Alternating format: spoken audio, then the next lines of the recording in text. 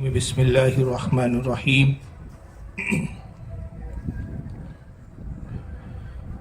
الحمد للہ رب العالمین والعاقبۃ للمتقین والصلاة والسلام علی من کان نبی آدم بین الماء والطین.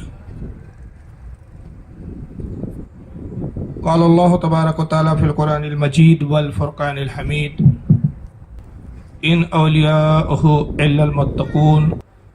صدق اللہ العظیم، صدق صادق المصدوق علیہ الصلاۃ والتسلیم.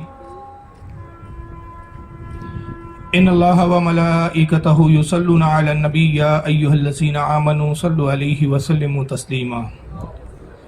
اللہم صلی علی سیدنا مولانا شفیعنا وحبیبنا وطبیبنا ونبینا ومولانا محمد وعلی آلہ واصحابہ واہل بیتہ وذریاتہ وبارک وسلم. صلاۃ و سلام علیک یا رسول اللہ صلی اللہ تبارک و تعالی علیہ وسلم.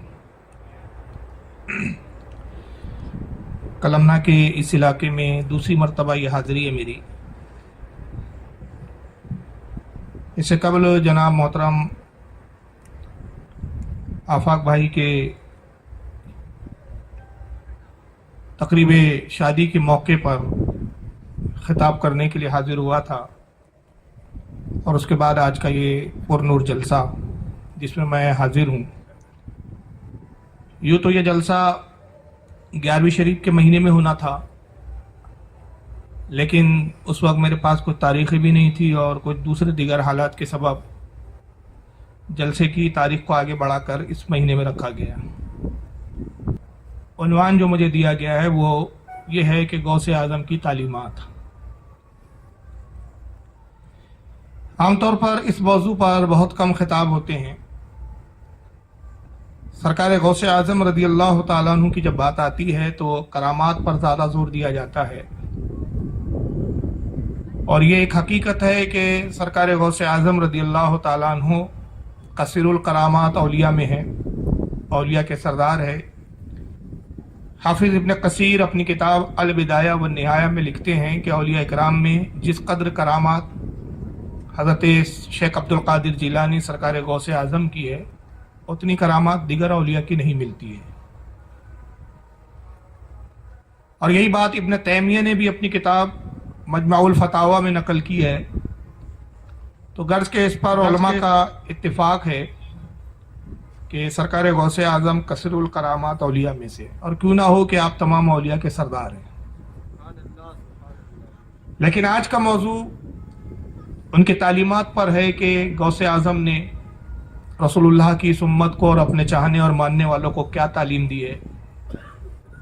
غوث اعظم رضی اللہ تعالیٰ عنہ اولیاء اکرام میں وہ ولی ہے کہ جو اپنے وقت کے محدث بھی ہے، عالم بھی ہے، مفتی بھی ہے، مفکر بھی ہے. غرض کے بہت خوبیوں کے آپ مالک ہے، اور سب سے بڑی تو خوبی یہ ہے کہ اس پر تمام اہل سنت و جماعت کا اتفاق ہے کہ آپ کے زمانے سے لے کر بلکہ آپ کے زمانے سے پہلے کچھ تک، تبع تابعین کے دور سے لے کر امام مہدی تک، یہ پورا زمانہ سرکار غوث اعظم کا زمانہ ہے. اور اولیاء اکرام جتنے بھی قیامت تک آئیں گے، کوئی بھی اس وقت تک ولی نہیں ہو سکتا جب تک اس کی ولایت کی سند پر سرکار غوث اعظم دستخط نہ فرما دے. اور آپ کی ولایت اور غوثیت عظمیٰ کا یہ حال ہے کہ آپ مادرزاد ولی ہے. اور مشہور ہے کہ جب آپ پیدا ہوئے، رمضان کا مہینہ تھا. جب رمضان کا مہینہ آیا تو آپ نے اپنی ولایت کا بچپن میں ہی اس طرح سے اظہار کیا کہ صبح سحری کے وقت آپ اپنی والدہ کا دودھ نوش فرماتے اور پھر افطار تک آپ دودھ نہیں پیتے تھے. یہ وہ کراماتیں تھی کہ جس نے بچپن میں ہی لوگوں پر ظاہر کر دیا تھا کہ حضرت شیخ عبد القادر جیلانی رضی اللہ تعالیٰ عنہ وقت کے بہت بڑے ولی ہے، وقت کے بہت بڑے غوث ہیں. اور خود سرکار غوث اعظم کی کتاب فتح الغیب اس وقت میرے پاس ٹیبل پہ موجود ہے. فتح الغیب جو سرکار غوث اعظم نے خود تحریر فرمائی ہے، در حقیقت آپ نے جو خطبات ارشاد فرمائے، جو تقریریں کی، اس کو قلم بند کر دیا. اس میں خود اپنا مقام و مرتبہ سرکار غوث اعظم ان الفاظوں میں بیان کرتے ہیں. اس کا خطبہ نمبر 80 ہے، المقالۃ الثمانون، صفحہ نمبر اس کا 197 ہے. غوث اعظم خود فرماتے ہیں کہ بینی و بینکم و بین الخلق کلہم بعد ما بین السماء والارض. آپ فرماتے ہیں کہ لوگوں، میرے اور تمام مخلوق کے درمیان اسی طرح فاصلہ اور دوری ہے جیسے زمین و آسمان کے درمیان فاصلہ ہے. یعنی میری ولایت، میرا مقام، میرا درجہ اتنا بلند ہے کہ جیسے زمین و آسمان میں ایک طویل فاصلہ ہے، ویسے تمہارے اور میرے درمیان میں فاصلہ ہے. اور پھر اور مزید وضاحت کرتے ہوئے آپ آگے فرماتے ہیں کہ فَلَا تَقِسُونِ بِأَحَدٍ وَلَا تَقِسُوا عَلَيَّ أَحَدًا. یہاں فرماتے ہیں کہ لوگوں، کسی کو مجھ پر قیاس مت کرو اور مجھے کسی پر قیاس مت کرو. مطلب یہ مت خیال کرو کہ غوث اعظم فلاں کے طرح ہے یا فلاں غوث پاک کی طرح ہے. نہ میں تمہاری طرح ہوں، نہ تم میری طرح ہو. میں تمہاری عقلوں سے، تمہاری فکر سے، تمہاری سوچ سے ماورا ہوں. جہاں انسان کی سوچ دم توڑ دیتی ہے، وہاں سے غوث اعظم کے مقام و مرتبے کی ابتدا ہوتی ہے. اور خود یہ زبان غوثیت کے الفاظ ہے کہ تم مجھے کسی پر قیاس مت کرو. تو جب قیاس سے ہی منع کر دیا تو اندازہ لگائیے کہ جب قیاس کی ہی منزل پہ روک دیا گیا تو پھر یہ ماننا ہی ناممکن ہے کہ فلاں غوث پاک کی طرح. تو آپ کا مقام، آپ کا درجہ، آپ کے مراتب، آپ کے مناقب اس قدر بلند و بالا ہے کہ اس پر کسی اور ولی کو قیاس کیا ہی نہیں جا سکتا. لیکن یہ سارے مقام و درجے آپ کو ابتدا میں مادرزاد ماں کے شکم سے ہی آپ یہ سارے مقام لے کر تولود ہوئے. لیکن چونکہ رسول اللہ کی امت کے لیے تعلیم دینا بھی مقصد تھا، تو آپ نے صرف اسی پر اکتفا نہیں کیا کہ میں تو پیدائشی ولی ہوں تو مجھے ظاہری علوم کے حصول کی کوئی ضرورت نہیں ہے. آپ نے علم ظاہر کو بھی حاصل کیا. حالانکہ آپ علم لدنی کے مالک تھے، آپ کو علم لدنی پروردگار عالم نے عطا کیا تھا. علم لدنی ہے کہ جو من جانب اللہ کی طرف سے علم عطا کیا جاتا ہے. لیکن آپ نے امت کو یہ درد دینے کے لیے کہ ولی کو ظاہری علم بھی حاصل کرنا چاہیے، باطنی علم تو اللہ کی جانب سے اس کو ملتے ہیں، لیکن ظاہری علوم اساتذہ سے وہ حاصل کرتا ہے. اور چونکہ رسول اللہ صلی اللہ تعالی وسلم کی بھی حدیث پاک ہے، سرکار کا حکم ہے کہ آقا نے فرمایا طلب العلم فریضۃ علی کل مسلم و مسلمہ. سرکار نے کہا لوگوں، علم دین کا حاصل کرنا ہر مسلمان مرد اور عورت پر فرض ہے. تو سرکار نے علم دین کو فرض قرار دیا، لہذا اپنے علم ظاہر بھی حاصل کیا. اور یاد رکھیے، کوئی بھی ولی اس وقت تک ولی نہیں ہو سکتا جب تک وہ علم شریعت سے، علم سے واقف نہ ہو. جاہل کبھی ولی نہیں ہوتا. یاد رکھیے، یہ بڑا پرفتن دور ہے، اور یہی وجہ ہے کہ دور کے تقاضے کے اعتبار سے اس عنوان اور اس موضوع پر ہمیں کہنے کی ضرورت محسوس ہو رہی ہے کہ غوث اعظم کی ہم تعلیمات کو سمجھے. اگر غوث اعظم سے ہم محبت کرتے ہیں اور غوث اعظم کو جب ولی جانتے ہیں ہم، تو ان کی تعلیمات پر بھی غور کریں.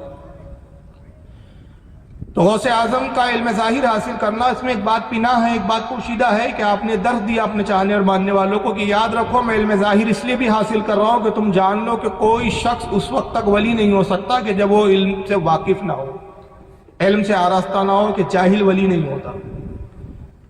مگر آج ہمارے یہاں حال یہ ہے کہ ہم کسی بھی جاہل کو بھی اپنا بزرگ اور پیر مان لیتے ہیں، ولی سمجھ لیتے ہیں. اعلیٰ حضرت فاضل بریلوی رضی اللہ تعالیٰ عنہ فتاوی رضویہ شریف میں فرماتے ہیں کہ جاہل جو ہوتا ہے وہ فاسق ہوتا ہے. جو علم سے واقف نہیں وہ فاسق ہے. اس لیے کہ جب علم نہیں اس کو شریعت کا، تو نماز ٹھیک پڑھ رہا ہے یا نہیں یہ بھی اس کو پتہ نہیں ہوگا کہ اس کے روزے ٹھیک ہے یا نہیں، زکوٰۃ و شرع کے مطابق نکال پا رہا ہے کہ نہیں. تو شریعت سے جب واقف ہی نہیں ہوگا، شریعت کے علم سے ہی واقف نہیں، تو اس کے اعمال میں بھی کمیاں ہوں گی، اور اس کی جہالت کی بنیاد پر اس کو فاسق قرار دیا گیا. اور فاسق اور ولی، اس میں تضاد ہے. فاسق ولی نہیں ہو سکتا اور ولی فاسق نہیں ہو سکتا. بلکہ فتح رضویہ شریف میں آپ ایک جگہ یہاں تک فرماتے ہیں کہ فقہاء کرام نے یہ حکم بیان کیا اپنی کتابوں میں فقہ کی کتابوں میں یہ مسئلہ باقاعدہ موجود ہے، اور اعلیٰ حضرت فاضل بریلوی نے ان کتابوں کے حوالے جات نقل کیے فتح رضویہ شریف کے اندر۔ قرآن 29ویں جلد میں یہ فتویٰ ہے، ابھی 30 جلدوں میں فتح رضویہ آ رہی ہے، ابھی 30 میں کون سی جلد میں فتویٰ مجھے یاد نہیں، میرے مطالعے میں پہلے 12 جلدیں تھیں، 11ویں جلد میں، 29ویں نہیں 11ویں جلد میں، معاف کریں۔ تو پرانی 11ویں جلد میں یہ مسئلہ موجود ہے کہ اعلیٰ حضرت فقہ کی بہت ساری فقہ کرام کی کتابوں کے حوالے سے بیان کرتے ہیں کہ جو فاسق ہے، جاہل ہے، علم حاصل نہیں کرتا، تو بادشاہ اسلام پر لازم ہے کہ مسلمان ہو گیا تو اس کو علم کی طرف راغب کرے، اور اگر وہ علم حاصل کرنے میں کوتاہی کرے تو بادشاہ اس کو تعزیر کرے، یعنی اس کو سزا دے۔ تو یعنی اندازہ لگائیے کہ جہالت کتنا بڑا عیب ہے کہ بادشاہ اسلام پر کہ اگر اس کی رعایا میں کوئی مسلمان ہو کر جاہل رہتا ہے تو وہ اس کو قید کرے، اس کو تعزیر کرے، اس کو سزا دے۔ تو علم مسلمانوں کو حاصل کرنا ایک نہایت ہی ضروری امر ہے۔ یہی وجہ ہے کہ یاد رکھیے کہ جب علم حاصل نہیں ہوتا تو فاسق ہوتا ہے آدمی، تو فاسق ہے تو پھر ولی کہاں سے ہو سکتا ہے؟ ولی ہونے کے لیے علم کا ہونا ضروری ہے۔ اور ولی کے معنی کیا ہوتے ہیں؟ ولی کے معنی ہوتے ہیں اللہ کا دوست، اور ظاہر ہے اللہ تعالیٰ کسی جاہل کو اپنا دوست بنانا پسند نہیں فرمائے گا۔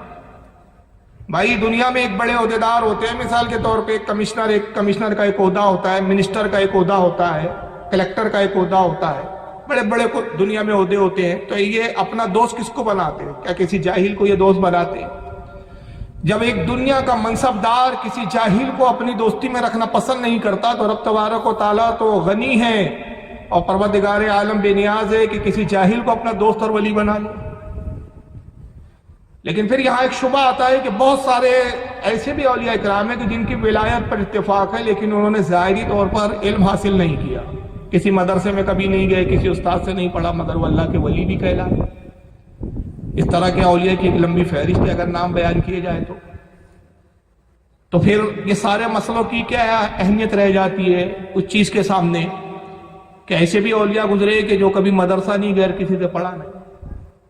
تو اس کا جواب امام شافعی رحمۃ اللہ علیہ نے بہت بہترین دیا ہے۔ امام شافعی فرماتے ہیں کہ جاہل ولی نہیں ہوتا، جب اللہ کسی جاہل کو بھی ولی بناتا ہے تو پہلے علم سے آراستہ کر دیتا ہے، اس کے بعد ولایت عطا کرتا ہے۔ تو بعض اولیاء وہ ہوتے ہیں کہ جو ظاہری طور پر کسی استاد سے یا کسی مدرسے یا ادارے سے نہیں پڑھتے، لیکن اللہ رب العزت اپنے فضل و کرم سے ان کو علم عطا فرما دیتا ہے۔ اور غوث اعظم کو علم عطا کر دیا گیا تھا، پیدائشی ولی تھے، پیدائشی عالم و فاضل تھے، مگر چونکہ ولیوں کے سردار تھے تو آپ کو ایک سند اور ایک بنیاد قائم کرنی تھی، چنانچہ آپ نے علم ظاہر حاصل کیا گیلان کے اندر، اور جب آپ کی عمر تقریباً 18 سال کے قریب ہو گئی تو آپ نے اپنی والدہ سے کہا کہ امی جان اب مجھے اجازت دیجیے کہ میں بغداد کی طرف سفر کروں، اس لیے کہ اس وقت بغداد علم کا گہوارہ تھا۔ اب بڑے بڑے فضلاء، بڑے بڑے علماء، فاضل، مفتیان کرام، فقہاء کرام، محدثین بغداد میں اس وقت قیام پذیر تھی۔ نعرہ تکبیر، مولانا مصطفیٰ رضا صاحب قبلہ۔ تو آپ نے اپنی والدہ سے اجازت طلب کی، اور اس زمانے میں سفر کرنا یہ اتنا آسان نہیں تھا، بڑا دشوار تھا، راستے میں بڑے خطرات ہوتے تھے، جان جانے کے بھی جوخم ہوا کرتا تھا۔ وجہ یہ ہے کہ ڈاکو لوٹ لیتے تھے، مال کی لالچ میں قتل تک کر دیا کرتے تھے، سفر دشوار ہوتے تھے، ٹرین اور پلین کا دور تو نہیں تھا کہ آپ پلین میں بیٹھے، فلائٹ میں بیٹھے، پہنچ گئے، ٹرین میں پہنچ گئے۔ گویا کسی دوسرے ملک جانا یہ ہے کہ اب جانے والا جا رہا ہے، پتہ نہیں اب واپس ملے یا نہ ملے، ملاقات ہو یا نہ ہو۔ تو والدہ جانتی تھی کہ اب 18 سال کی عمر کا یہ میرا شہزادہ ایک بھری جوانی اور شباب کے عالم میں جب بغداد کی طرف پڑھنے کے لیے جا رہا ہے تو اب یہ آخری ملاقات ہے، اس کے بعد پھر بیٹے کو میں دیکھ نہ پاؤں گا۔ لیکن ان کی والدہ نے دین رسول کی خدمت کی غرض سے اپنے بیٹے کو دین کی راہ میں وقف کر دیا، اور بڑی خوشی سے اجازت دی، کہا صاحبزادے میں جانتی ہوں خدا کی قسم کہ جب تک تم پڑھو گے اور تم علم ظاہر کو حاصل کرو گے، اس کے بعد جب تم اگر لوٹ کے گیلان کی طرف آؤ تو شاید اس وقت تک تم مجھے نہ پاؤ، بس یہ ہماری اور تمہاری آخری ملاقات ہے، لیکن میں رسول اللہ کے دین اور ان کی شریعت کے علم کے حصول کے لیے میں اپنی محبت کو اس کو قربان کرتی ہوں۔ صاحبزادے شوق سے جاؤ۔ اس کے بعد ایک صدری تیار کی والدہ محترمہ نے، صدری جو جاکٹ بولتے ہیں جس کو ہم اپنی زبان میں، یہ جو میں پہنا ہوں اس کو بھی صدری بولا جاتا ہے، عام طور پہ جاکٹ بولا جاتا ہے، اور 40 دینار صدری کے اندر، جاکٹ کے اندر انہوں نے سی دیا، اس طرح اس انداز میں سیے کہ کسی کو نظر بھی نہ آئے، اور مقصد یہ تھا کہ اگر راستے میں کوئی لوٹنے والا لوٹنا بھی چاہے، سامان کی تلاشی لے، جسم کی تلاشی لے، تو یہ سکے چھپے رہے۔ جب حضرت غوث اعظم کو ماں نے رخصت کیا، آپ کی والدہ کا نام ام الخیر تھا، نام تو فاطمہ تھا لیکن آپ کا لقب ام الخیر تھا، تو سرکار غوث اعظم نے کہا کہ امی جان، میں بھی جانتا ہوں کہ یہ بس آپ کی اور ہماری آخری ملاقات ہے، وصیت فرما دیجیے، ایسی وصیت کی جس پر میں تا زندگی عمل کروں اور اس پر قائم رہوں۔ ماں نے کہا بیٹا صرف ایک وصیت ہے، اور وصیت یہ ہے کہ کتنے ہی مشکل حالات آ جائے کبھی جھوٹ مت بولنا۔ آپ نے اپنی والدہ سے وعدہ کیا کہ امی جان میں جھوٹ نہیں بولوں گا۔ اس کے بعد آپ وہاں سے نکلتے ہیں اور سفر فرما رہے، ایک قافلہ بغداد جا رہا تھا، اس قافلے میں آپ شامل ہو گئے۔ راستے میں ایک جگہ آپ نے پڑاؤ ڈالا، رات کا وقت تھا کہ قافلے کو ڈاکوں نے گھیر لیا اور لوٹنا شروع کیا۔ قافلے والے اپنی جان اور مال کی حفاظت کے لیے جدوجہد کر رہے ہیں، ادھر ادھر بھاگ رہے ہیں، مگر ڈاکو ہے کہ جو مال دینے سے انکار کرتا ہے اس کو قتل کر دیتے ہیں، جو مال دیتا ہے اس کو لوٹ لیتے ہیں۔ آپ یہ سارا منظر ایک کنارے کھڑے ہو کے دیکھ رہے ہیں کہ ایک ڈاکو آپ کے قریب آتا ہے، دیکھا کہ ایک نوجوان ہے 18 سال کا، ساتھ میں کوئی خاص سامان نہیں ہے، ایک کپڑی کی بس پوٹلی ہے، باقی کچھ دکھ نہیں رہا ہے۔ کہا کہ نوجوان تیرے پاس کچھ ہے؟ آپ کو اپنی والدہ کی وصیت آئی کہ بیٹا جھوٹ مت بولنا۔ سامنے والے نے جیسی سوال کیا تیرے پاس کچھ ہے، تو آپ نے جھوٹ نہیں کہا، فوراً سچ کہہ دیا، کہا ہاں میرے پاس 40 دینار ہے۔ اس نے پوٹلی کو کھولا، دیکھا تو کچھ کپڑے تھے، باقی تو کچھ ملا نہیں، ہنسا، کہا کہ مسخرہ پن کرتے ہو، چلا گیا۔ تھوڑا دیر بعد دوسرا ڈاکو آیا، اس نے بھی یہی سوال کیا تیرے پاس کچھ ہے؟ آپ نے پھر وہی جواب دیا، کہا ہاں میرے پاس 40 دینار ہے۔ وہ ڈاکو نے بھی ہلکی سی تلاشی لی، لیکن وہ صدری کے اندر جاکٹ میں اس طرح سے سکے آپ کی والدہ نے سی دیے تھے کہ چھونے کے بعد بھی وہ محسوس نہیں ہو رہے تھے، کیونکہ جاکٹ کچھ موٹی تھی۔ انہوں نے ہلکی سی تلاشی لی لیکن وہ سکے نہیں ملے ان کو، تو دینار نہیں ملے، وہ پھر ڈاکو چلا گیا۔ غرض کے پورا قافلہ لوٹ لیا گیا، اور لوٹنے کے بعد جو ڈاکوؤں کا سردار تھا وہ وہاں پر موجود ہوتا اور کہا کہ کوئی رہ تو نہیں گیا ہے کہ جس کو تم نے نہ لوٹا ہو؟ ڈاکو نے کہا کہ نہیں، جس کے پاس جو جو سامان تھے ہم سب نے لوٹ لیا۔ تب ایک ڈاکو کہتا ہے کہ سردار، ایک نوجوان ہے جو کہتا ہے کہ اس کے پاس 40 دینار ہے، لیکن ہم تلاشی لیا ہم نے، لیکن اس کے پاس کچھ نکلا نہیں۔ ڈاکو نے کہا نوجوان اس بچے کو میرے قریب لاؤ۔ وہ ڈاکو آتا ہے اور آپ کا ہاتھ پکڑ کے اپنے سردار کے پاس لے گیا۔ سردار کے پاس سرکار غوث اعظم کو جب لایا گیا، ڈاکو کے سردار نے پوچھا کہ نوجوان تمہارے پاس کچھ ہے؟ کہا ہاں میرے پاس 40 دینار ہے۔ کہا تم بار بار کہتے ہو کہ 40 دینار ہے، لیکن حالت یہ ہے کہ تلاشی لی جاتی ہے تو تمہارے پاس دینار نکلتے نہیں، آخر دینار ہے کہاں؟ تو کہا میری صدری کے اندر ہے۔ تم اس کی سلائی کو جب ادھیڑو گے، نکالو گے سلائی کو، تو وہ دینار تمہیں مل جائے گی۔ آپ نے نشاندہی کی، نتیجہ یہ ہوا کہ جب انہوں نے صدری کو کھولا تو 40 دینار تھے۔ ڈاکو کا سردار حیران ہو گیا، کہا کہ صاحبزادے کی کس نے اس حفاظت کے ساتھ اس کو چھپا کے رکھا تھا؟ کہا یہ میری والدہ نے کیا۔ کہا تمہاری والدہ نے بڑی اچھی تدبیر اختیار کی، تم اگر چاہتے تو اپنے دیناروں کو بچا سکتے تھے، مجھے حیرانی ہے کہ تم نے خود اپنے منہ سے اپنے مال کا راز کو ظاہر کیا، اس کے راز کو فاش کر دیا۔ لوگ ایسے موقع پر مال ہونے کے بعد بھی جھوٹ کہتے ہیں اور اپنے مال کو بچاتے اور کہتے ہیں ہمارے پاس کچھ نہیں ہے، مگر تو ایک عجیب نوجوان مجھے نظر آتا ہے کہ خود کہتا ہے کہ میرے پاس مال ہے۔ آخر اس کی وجہ کیا ہے؟ آپ نے فرمایا ہے کہ تم میں سے ہر کوئی آتا تھا اور مجھ سے پوچھتا تھا کہ تیرے پاس کچھ ہے۔ جب وہ کہتا تھا تو میں جھوٹ نہیں کہہ سکتا تھا، اس لیے کہ میں نے اپنی ماں سے وعدہ کیا ہے کہ میں زندگی میں کبھی جھوٹ نہیں بولوں گا۔ ڈاکو نے جیسی سنا، سردار نے رونے لگا، اور اس کے ذہن میں بالکل ایک بات من جانب اللہ کی طرف سے یہ آئی۔ اس نے کہا کہ افسوس نوجوان، میں اپنی حالت پہ افسوس کرتا ہوں، سر پیٹنے کا مقام ہے کہ تو نے اپنی ماں سے وعدہ کیا کہ جھوٹ نہیں بولیں گا، تو اپنی ماں کے وعدے کو اس طرح نبھا رہا ہے کہ نہ تو نے اپنی جان کی پرواہ کی، نہ اپنے مال کی پرواہ کی، اور میں اپنے رب سے وعدہ کر کے آیا ہوں کہ عالم ارواح نے، پروردگار عالم نے میری روح کو بھی جب بلایا تھا اور میری روح سے بھی عہد لیا تھا، میں نے عہد کیا تھا کہ میں جب دنیا میں جاؤں گا اے خالق کائنات تجھے معبود مانوں گا، تیری عبادت کروں گا، تیری فرمانبرداری کروں گا، لیکن افسوس کہ میں نے اس وعدے کو بلا دیا، میں خدا کا بندہ ہو کر، اس کی مخلوق ہو کر اس کے وعدے کو فراموش کر چکا، اپنے خالق کے وعدے کو بھول گیا اور تو اپنے وعدے کو نبھا رہا ہے۔ افسوس طف ہے میری زندگی پر، لیکن اے نوجوان تو نے میری آنکھوں کو کھول دیا، اپنا ہاتھ بڑھا کے میں تیرے ہاتھ پر توبہ کروں اور آج سے اس گناہوں کی زندگی سے تائب ہو جاؤں۔ سرکار غوث اعظم کے ہاتھ پر وہ ڈاکو توبہ کرتا ہے۔ سردار 60 کے قریب وہ ڈاکو تھے، جب انہوں نے دیکھا کہ سردار نے توبہ کی تو انہوں نے کہا کہ سردار کل تک جب تم گناہ کرتے تھے تو ہم تمہارے ساتھ تھے، اور جب آج تم تائب ہو اور اللہ کی راہ میں نکلے ہو تو آج بھی ہم تمہارے ساتھ رہیں گے۔ کل بھی تم ہمارے سردار تھے گناہوں میں، آج نیکی میں بھی تم ہمارے سردار ہو۔ اے سردار ہم بھی خدا کی قسم توبہ کرتے اور آج سے ہم بھی ڈاکہ ڈالنے سے انکار کرتے۔ تو چنانچہ 60 کے 60 پورے ڈاکو غوث اعظم کے دست مبارک پر توبہ کر کے تائب ہو جاتے، اور جتنا مال لوٹا تھا انہوں نے سارا مال لوگوں کو لوٹانا شروع کر دیا۔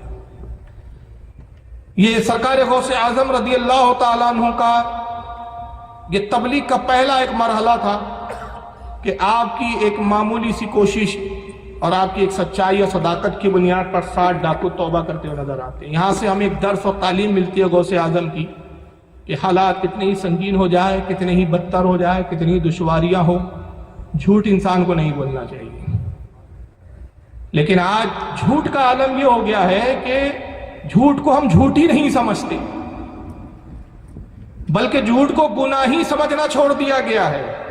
اور افسوس تو تب ہوتا ہے کہ عام انسان جو دنیا دار ہوتے ہیں وہ جھوٹ بولتے ہیں، چلیے دین کی معلومات نہیں ہے، لیکن افسوس کہ جو دین کو سمجھتے ہیں، دینداری کے دعوے کرتے ہیں، وہ اس قدر جھوٹ اور فریب سے کام لیتے ہیں تو ان کو دیکھ کر عقل حیران ہو جاتی ہے کہ یا اللہ، یہ دین کو سمجھنے کے باوجود اس قدر جھوٹ بولتے ہیں کہ جھوٹ کو گویا یہ گناہ ہی نہیں سمجھتے، حالانکہ جھوٹ کا اتنا بڑا گناہ ہے۔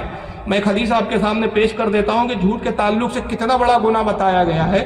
موطا امام مالک میں صحیح سند کے ساتھ حضرت سیدنا امام مالک رضی اللہ تعالیٰ عنہ یہ حدیث کو نقل کرتے ہیں۔ حضرت صفوان بن سلیم ایک صحابی رسول ہے، وہ اس حدیث کے راوی، اور وہ کہتے ہیں کہ اللہ کے رسول سے پوچھا گیا، قیل لی رسول اللہ صلی اللہ علیہ وسلم، کہ اللہ کے رسول سے سوال کیا گیا، صحابہ نے عرض کیا اللہ کے نبی کیا مومن جو ہے وہ وہ ہو سکتا ہے، ڈرپوک ہو سکتا ہے؟ صحابہ نے سرکار سے پوچھا اللہ کے نبی ایسا ہو سکتا ہے کہ کوئی مومن ہو اور ڈرپوک ہو، بزدل ہو؟ قالا نعم، انہوں نے فرمایا ہاں ایسا ہو سکتا ہے۔ اس میں تعجب کی بات نہیں ہے کہ کوئی مومن ہونے کے بعد ڈرپوک ہو، بزدل ہو، اس کو خوف اور ہراس اس پہ طاری ہو جائے کسی مرحلے کو اور کسی مشکل کا مرحلے کو دیکھ کر، اس میں کوئی تعجب کی بات نہیں، مومن بزدل ہو سکتا ہے۔ پھر کہتے ہیں کہ پھر صحابہ اکرام نے دوبارہ سوال کیا، اے اللہ کے نبی کیا مومن بخیل ہو سکتا ہے، کنجوس ہو سکتا ہے؟ اللہ کے رسول نے ارشاد فرمایا قالا نعم، فرمایا ہاں یہ بھی ہو سکتا ہے کہ کوئی مومن ہو اور کنجوس ہو، مال جلدی سے جیب سے نکالتا نہ ہو سکتا ہے۔ صحابہ نے پھر عرض کیا اللہ کے نبی مومن جھوٹا ہو سکتا ہے؟ قالا لا، آپ نے فرمایا نہیں، کوئی مومن ہو کر جھوٹا ہو ہی نہیں سکتا۔ تو اندازہ لگائیے کہ جھوٹ بولنا یہ مومن کی فطرت نہیں ہوتی۔ اور سرکار غوث اعظم اپنی ابتدائی تبلیغ کے مرحلے میں پہلی جو تعلیم دے رہے ہیں گویا ایک طرح سے وہ یہ کہ اگر تم میرے چاہنے والے اور ماننے والے ہو تو کیسی ہی مشکل آ جائے جھوٹ نہیں بولنا چاہیے۔ اور اس کے بعد بھی جب آپ بغداد گئے تو اس وقت کے بہت بڑے عالم تھے، جامع نظامیہ بہت بڑا اس وقت مدرسہ اور ادارہ تھا جو بادشاہ کی طرف سے جس کے اخراجات اٹھائے جاتے تھے، اور وہاں کے جو سب سے بڑے عالم فقیہ اور محدث تھے جن کا نام تھا حضرت قاضی ابو سعید محمد مبارک بن علی مخزومی حنبلی۔ فقہ حنبلی کے یہ اس وقت کے بہت بڑے عالم اور مفتی تھے اور اپنے وقت کے پیر بھی تھے۔ غوث اعظم بعد میں انہی سے مرید بھی ہوئے، پہلے ان کی شاگردی میں آئے اور آپ ان کے مدرسے میں داخل ہوئے۔ جب مدرسے میں جا کے آپ بیٹھے کہ درس دے رہے تھے حدیث کا، سرکار غوث اعظم پیچھے جا کے بیٹھ گئے کہ درس ختم ہو تو حضرت کی بارگاہ میں جاؤں اور شاگردی کے لیے التجا کروں۔ آپ کی نظر پڑی حضرت ابو سعید محمد مبارک رضی اللہ تعالیٰ عنہ کی شاگردوں نے کہا وہ نوجوان پیچھے جو بیٹھا اٹھاؤ اور اس کو باہر لے جا کر پھینک دو۔ उनके शागिर्द उठे, हाथ पकड़ा और उनको बाहर ले जाके गौस पाक को फेंका है। और उन्होंने उस्ताद से सवाल नहीं किया कि हुजूर इसका कसूर क्या है इस बेचारे का कि आप इस नौजवान को क्यों अपनी मजलिस से बाहर फेंकवा रहे हैं। उस्ताद का हुक्म था, उन्होंने तामील की। गौसे आजम उठे, मिट्टी को झाड़ा, फिर आके मजलिस में दोबारा बैठ गए। उस्ताद ने देखा, कहा ए नौजवान तो फिर आ गया, और शागिर्दों का उठाओ, फिर इसको अब थोड़े और ज्यादा दूर ले जाकर फेंका। शागिर्दों ने फिर आपका हाथ पकड़ के उठाया और उठाकर आपको ले जाके कुछ और ज्यादा दूर फेंक कर आए। फिर आप उठे, मिट्टी झाड़ी और फिर आके मजलिस में बैठ गए। फिर उस्ताद ने तीसरी मरतबा कहा इसको फिर उठाकर फेंको। 3 बार ऐसा हुआ। फिर मिट्टी झाड़ते हैं, कपड़े से मिट्टी को साफ करते हैं, फिर मजलिस में आके बैठ जाते हैं। उसके बाद उस्ताद मोहतरम उठे, मिंबर से उठे, मजमे को चीरते हुए आगे बढ़े, पेशानी को बोसा दिया, हाथ पकड़ा और मिंबर के साथ अपने बाजू लाकर बिठा दिया। शागिर्द हैरान थे कि क्या माजरा है, अभी तो इस नौजवान की बड़ी बेइज्जती कर रहे थे, बाहर बार बार फिकवाया जा रहा था, पेशानी को बोसा दिया, अदब किया, एहतराम किया और अपने मिंबर पे बाजू बिठा लिया। शागिर्दों ने पूछा, उस्ताद मोहतरम आज के इस अमल से हम आपका कोई हिकमत का मामला समझ नहीं पाए, आखिर ये इसमें क्या हिकमत है, ये कैसा अमल था आपका कि पहले आप इस नौजवान को बाहर फिकवाते थे और अपनी मजलिस से आप निकलवाते थे, और अब आलम यह है कि आप एहतराम कर रहे हैं। आपने फरमाया तुम नहीं जानते ये कौन है, मैंने इनकी निगाहों और इसकी पेशानी को देखा, ये वक्त का गौसे आजम है। एक जमाना होगा कि बगदाद के मिंबर पे ये ऐलान करेगा कि मेरा कदम तमाम औलिया अल्लाह की गर्दनों के ऊपर है। और मैं आज इस शख्स को आजमा रहा था कि जब ये मकाम और मर्तबा पा ले तो कहीं ऐसा तो नहीं कि अपने मकाम के घमंड में इतना चूर ना हो जाए कि अपने मनसब की बुनियाद पर, अपनी विलायत की बुनियाद पर ज़ब्त का मादा इसमें ना हो। मैं इसमें ज़ब्त की तालीम देने के लिए ये कर रहा था। खुदा की कसम मैंने देख लिया कि मकाम और मर्तबे के साथ इसमें ज़ब्त का भी मादा है। तो ये आजमाया भी गया और चुनांचे फिर आप उस मदरसे में पढ़ने लगे, और वहाँ उस मदरसे में आपके बहुत सारे असातिज़ा थे जिनसे आपने तालीम हासिल की, और बगदाद के मुख्तलिफ उस्तादों से आपने तालीम हासिल की। और यहाँ ज़ाहिरी तौर पर आपने एक दर्स दिया कि इल्म ज़ाहिर के बगैर कोई शख्स वली नहीं हो सकता। इल्म शरीयत वली के लिए लाजिम व मलजूम की तरह होता है, जैसे इल्म और विलायत ये लाजिम व मलजूम है। और यहाँ पर मैं एक नई बात छेड़ना चाह रहा हूँ, क्योंकि अभी इस माहौल में एक चीज़ चल रहा है कि साहब गैर सैयद वली नहीं होता। ये एक बात बड़ा प्रोपेगेंडा किया जा रहा है कि साहब वली सैयद ही होता है। ये एक बड़ी जाहलत की बात का प्रचार कर रहे हैं, और ये ऐसे जाहिल पीर लोग करते हैं जो मसनद पर बैठे हुए नजर आते हैं लेकिन इल्म से गाफिल है। क्योंकि वही बात है कि इल्म जाहिर से आरास्ता नहीं है, इल्म बातिन का तो सवाल ही नहीं पैदा होता। जब इल्म जाहिर नहीं है तो इल्म बातिन कहां से मिलेगा। एक बात तो ये की जा रही है कि साहब सैयद वली नहीं होते। दूसरी बात ये की जाती है कि साहब दर वाले और घर वाले। आज बड़े बड़े बुजुर्गों का मजाक उड़ा के ये कहकर मजाक उड़ाया जाता है, अरे साहब वो साहब गैर सैयद उलमा की और गैर सैयद लोगों की बात मत करो, वो दर वाले हैं, हम घर वाले हैं। याद रखिए यही तकब्बुर इंसान के ज़वाल की तरफ ले जाता है। सरकार गौसे आजम रज़ियल्लाहु ताला जब बगदाद आए तो आपको मालूम होना चाहिए कि आपके जो ज़्यादातर उस्ताद और असातिज़ा थे वो सब गैर सैयद थे। मैं अभी चंद के नाम भी आपको बताऊंगा, अगर वो नामों की एक फहरिस्त तैयार की जाए तो बड़ी लंबी फहरिस्त होगी, जिसको हाफिज ज़हबी ने सियारुल अलामुन नुबाला जिल्द नंबर 20 सफ़ा 440 पर वो असातिज़ा की एक फहरिस्त बयान की है। इसको और भी दिगर अइम्मा ने उसको नकल किया कि आपके कौन कौन उस्ताद थे। वक्त का गौसे आजम जो तमाम वलियों का ताजदार है, लेकिन उनके उस्ताद कौन है, वो गैर सैयद है। तो मुझे बताइए, अगर दर वाले और घर वालों की जो अभी तकसीम का मामला चल रहा है तो गौसे आजम को नहीं मालूम था कि ये दर वाले और हम घर वाले हैं। ये पता नहीं कहां से जहालत ले आए साहब। अगर आप साहबा इकराम की तारीख को उठा के देखें, अबू बकर सिद्दीक सैयद नहीं है, अबू बकर सिद्दीक सैयद नहीं है, फारूक आजम सैयद नहीं है, उस्मान गनी सैयद नहीं है, साद इब्न अबी वक्कास सैयद नहीं है, अब्दुर्रहमान इब्न औफ सैयद नहीं है। कितने सहाबी हैं, जितने सहाबी है सिवाय इमाम हसन और इमाम हुसैन की जो नस्ल में है उनको सैयद कहा गया। तमाम साहबा इकराम की तादाद जो है वो गैर सैयद है। मगर एक आम सहाबी भी ایک عام صحابی بھی اس کا درجہ اور اس کا مقام کیا ہے؟ اپنے زمانے کے غوث سے بھی افضل ہے، قطب سے بھی افضل ہے، ابدال سے بھی افضل ہے۔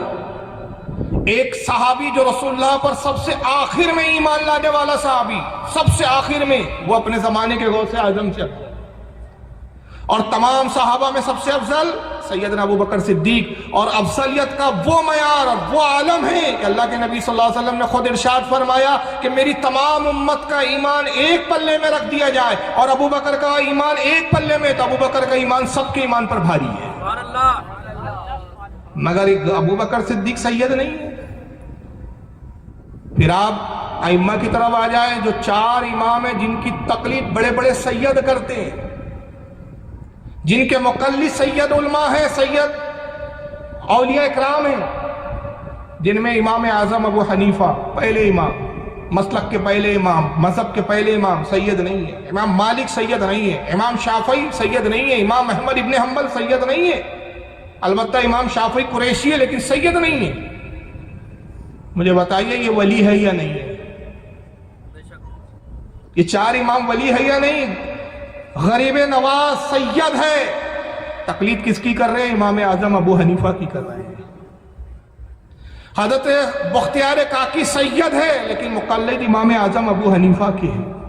حضرت بندہ نواز گیسو دراز سید ہے لیکن مقلد کس کے؟ امام اعظم کے۔ اور خود سرکار غوث اعظم سید ہے، ولیوں کے تاجدار ہے، لیکن مقلد امام احمد ابن حنبل کے۔ تو ولی ہونے کے بعد، سید ہونے کے بعد غیر سید اماموں کی تقلید بھی کر رہے ہیں، ان سے علم بھی حاصل کر رہے ہیں۔ اور اگر محدثین کی فہرست دیکھ لیں آپ تو حیران ہو جائیں گے، قرآن کے بعد جو سب سے افضل ترین کتاب مانی جاتی ہے وہ صحیح بخاری۔ صحیح بخاری کے لکھنے والے حضرت امام محمد بن اسماعیل سید نہیں ہے، امام مسلم سید نہیں ہے، امام نسائی سید نہیں ہے، امام ترمذی سید نہیں، امام ابو داؤد سید نہیں، امام ابن ماجہ سید نہیں، امام بہقی سید نہیں، امام حاکم سید نہیں، امام بزار سید نہیں، حضرت امام ابو یعلا سید نہیں۔ جتنے بڑے بڑے محدثین ہیں، کثیر تعداد، چند ایک کو چھوڑ کر ان میں سے کوئی سید نہیں ہے، مگر انہی کی حدیث کی کتابیں آج اسلام کے دین کی اساس بنی ہوئی ہے، انہی کتابوں پر آج ہماری شریعت کا معیار ہے، مگر یہ سید نہیں۔ سلسلہ چشتیہ پہ ذرا نظر دوڑائیں، سلسلہ چشتیہ میں بڑے بڑے اولیاء گزرے جو سرکار خواجہ غریب نواز کے دادا پیر ہے۔ غریب نواز کے کون ہے؟ دادا پیر ہے، جس میں حضرت خواجہ محمد بن ایاز سلسلہ چشتیہ میں دادا پیر ہے غریب نواز کے، سید نہیں ہے۔ حضرت ابراہیم ابن ادہم سلسلہ چشتیہ کے مشائخ میں سید نہیں ہے۔ خواجہ حضرت ممشاد سید نہیں ہے، حضرت خواجہ ابو اسحاق سید نہیں ہے، حضرت شیخ شریف زندانی سید نہیں ہے۔ خود غریب نواز کے پیر و مرشد جن سے غریب نواز مرید ہوئے، جن سے خلافت لیتے ہیں، جن کا نام ہے حضرت خواجہ عثمان ہارونی، وہ سید نہیں ہے۔ اب ایسے جاہل پیروں سے پوچھو کہ اگر سید ولی نہیں ہوتا تو یہ غریب نواز جن سے خلافت لے رہے ہیں وہ پھر ولی ہے یا نہیں ہے؟ اور اگر آپ اور آگے بڑھے سے خواجہ بختیار کاکی سید ہے، خواجہ بختیار کاکی کے جو مرید ہے حضرت بابا فرید گنج شکر، وہ سید نہیں ہے۔ حضرت سید بندہ نواز گیسو دراز سید ہے، لیکن ان کے پیر و مرشد حضرت خواجہ نصر الدین چراغ دہلوی، وہ سید نہیں ہے۔ حضرت مخدوم اشرف جہانگیر سمنانی کے پیر و مرشد کا نام ہے شیخ علاؤالدین پنڈوی، شیخ علاؤالدین پنڈوی سید نہیں ہے۔ یہ بڑے بڑے سید غیر سید اولیاء سے جا کے خلافتیں لے رہے ہیں، اور خود سرکار غوث اعظم کا سلسلہ قادری اگر دیکھ لے، حضرت معروف قرقی غوث اعظم کے دادا پیروں میں سید نہیں ہے۔ حضرت سری سختی غوث پاک کے دادا پیروں میں سید نہیں ہے۔ حضرت شبلی غوث پاک کے پیروں میں ہے لیکن سید نہیں ہے۔ حضرت جنید بغدادی غوث پاک کے پیروں میں سید نہیں، اور خود غوث اعظم کے پیر و مرشد جن سے غوث اعظم خلافت لیتے ہیں، جن سے بیعت کرتے ہیں، جن سے تعلیم حاصل کرتے ہیں، حضرت ابو سعید محمد مبارک بن علی مخزومی، یہ بھی سید نہیں ہے۔ غوث پاک کا پیر سید نہیں ہے، تو ان سے پوچھو کہ اگر سید ولی نہیں ہو سکتا تو پھر یہ غوث پاک کا سلسلے میں تو کیا کر رہا ہے بھائی؟ اس سلسلے میں تو سب غیر سید بیٹھے ہوئے کئی۔ اور سرکار غوث اعظم کے جو استاد ہیں بڑے بڑے جن سے آپ نے علم ظاہر حاصل کیا، اس میں حضرت ابو سعید محمد بن مبارک مخزومی، یہ نام میں بتا چکا ہوں، حضرت ابو الوفا علی بن عقیل بغدادی یہ غوث پاک کے استاد میں، حضرت ابو غالب محمد بن الحسن باقلابی، حضرت ابو بکر احمد بن مظفر، حضرت جعفر بن احمد السراج، حضرت ابو الحسن بن محمد بن قاضی ابو یعلا حنبلی، حضرت ابو زکریا یحییٰ بن علی تبریزی، حضرت ابو الخیر حماد بن مسلم، یہ سرکار غوث اعظم رضی اللہ تعالیٰ عنہ کے استادوں میں، اساتذہ میں، لیکن ان میں سے کوئی سید نہیں۔ نعرہ تکبیر! حضرت مولانا معراج صاحب قبلہ، مجھے بتائیے غوث اعظم سب غیر سیدوں سے علم حاصل کر رہے ہیں، غوث پاک کو نہیں معلوم تھا کہ یہ سب در والے ہیں، ہم تو گھر والے ہیں؟ آج نتیجہ کیا ہے کہ بہت سارے متکبر سادات میں سے اللہ ان کو ہدایت دے، ہم ان کے سید ہونے پہ اعتراض نہیں کر رہے ہیں، ٹھیک ہے آپ سید قابل تعظیم ہیں، لیکن سید ہونے کا یہ مطلب نہیں ہے کہ آپ علم ہی نہ حاصل کریں، یہ کہہ کر آپ علم سے رخصت لے لیں، علم کو سلام کر دے دوری سے کہ بھئی ہم تو گھر والے ہیں، در والوں سے علم کیوں لیں؟ مگر غوث اعظم نے اپنی زندگی میں اس کو لاہ عمل بنا کر، ایک نمونہ اور ایک ضابطہ بنا کر آپ کو دے دیا کہ میں خود سید ہو کر، آل رسول حسانی حسین سادات میں ہو کر، مادرزاد ولی ہو کر، ولیوں کا سردار ہو کر جن سے مرید ہوتا ہوں وہ بھی سید نہیں ہے، اور جن سے علم ظاہر حاصل کرتا ہوں ان میں ایک بڑی تعداد غیر سادات۔ تو جب میں رسول اللہ کے دین کی طلب میں در والے اور گھر والوں کا امتیاز نہیں کرتا تو تمہیں بھی امتیاز یہ کرنا نہیں چاہیے۔ چنانچہ غوث اعظم نے ان سے علم حاصل کیا، احترام کیا، عزت کی، اپنے اساتذہ کا ادب کیا، اور اس قدر ادب میں مبالغہ کرتے تھے کہ حضرت آپ کے استاد محترم پیر و مرشد حضرت قاضی ابو سعید مبارک کہا کرتے تھے کہ صاحبزادے آپ ہمارا احترام کرتے، یقیناً یہ دور ابھی ظاہری طور پر ہمارا ہے، لیکن ایک دور وہ آنا ہے کہ پھر آپ ہی کا سکہ بولنے والا ہے۔ اور اس دوران طالب علم میں سرکار غوث اعظم نے بڑی مشکلیں، بڑی مشقتیں اٹھائی، بھوک کی شدتیں برداشت کی، اور یہاں پر بھی ایک آپ نے درس دیا کہ کتنے ہی مشکل مرحلے آ جائیں انسان کو صبر کا دامن نہیں چھوڑنا چاہیے، صبر و رضا کو تھامے رکھنا چاہیے۔ آپ صبر کرتے رہیں، بھوک کی شدت میں آپ کئی دن فاقہ کرتے، لیکن آپ کسی کے سامنے دستے سوال نہیں کرتے، کسی سے مانگتے نہیں تھے، بلکہ آپ خود فرماتے ہیں کہ بھوک کی بات اوقات شدت کا یہ عالم ہوتا ہے کہ جب بھوک برداشت سے باہر ہو جاتی تو میں جنگل نکل جاتا، اور اس غرض سے میں جنگل کی طرف جاتا کہ کوئی جنگلی پھل مل جائے تو اس کو کھا کر اس بھوک کو مٹا دوں، کچھ ایسی کھانے کے لائق پتیاں مل جائے درختوں کی جس کو کھایا جا سکے اور بھوک کو مٹایا جا سکے۔ لیکن آپ فرماتے کہ بعض اوقات ایسا بھی ہوتا کہ میں پتوں پہ گزارا کرتا اور جنگلی پھل بھی نہ ملتے۔ ایک واقعہ آپ خود بیان کرتے ہیں کہ ایک مرتبہ میں بھوک کی شدت جب ناقابل برداشت ہو گئی، میں جنگل کی طرف نکلا اور اس خیال سے نکلا کہ کوئی جنگلی پھل وغیرہ ملے تو میں اپنی بھوک کو مٹاؤں، لیکن دیکھا کہ 20 مشائخ ہیں جو مجھ سے پہلے وہاں موجود ہے اور وہ بھی جنگلی پھل تلاش کر رہے ہیں۔ آپ فرماتے جب میں نے ان کو دیکھا تو مجھے حیا آئی اور میں نے اپنے دل میں کہا عبدالقادر یہ پہلے سے ہی یہ لوگ ہیں کہ جو اپنی غذا کی تلاش میں جد و جہد میں پریشان گھوم رہے ہیں، تو ایک کسوہ ہو کے خود ان کی امیدوں میں کیوں کمی کر رہا ہے؟ چنانچہ آپ فرماتے کہ میں واپس آ گیا، میں مسجد لوٹ آتا، پیٹ کے بل لیٹ جاتا اور قرآن کریم کی آیت پڑھتا جس کا مفہوم یہ تھا کہ ہر پریشانی اور تکلیف کے بعد راحت۔ فرماتے کہ بغداد میں ایک برج تھا، ایک مینارہ تھا جس پر میں بھوک کے عالم میں اس مینارے پہ چڑھ جاتا اور میرا نفس ہو کرتا، یہاں تک کہ میں نے اپنے بھوک کے ایام میں، اپنے طالب علمی کے ایام میں اس برج پر، اس مینارے پر اتنا قیام کیا کہ اس مینارے کا نام ہی برج عجم ہی پڑ گیا، کیونکہ آپ عجم سے تعلق رکھتے تھے۔ تو آپ نے بھوکا رہ کر مشقتیں کی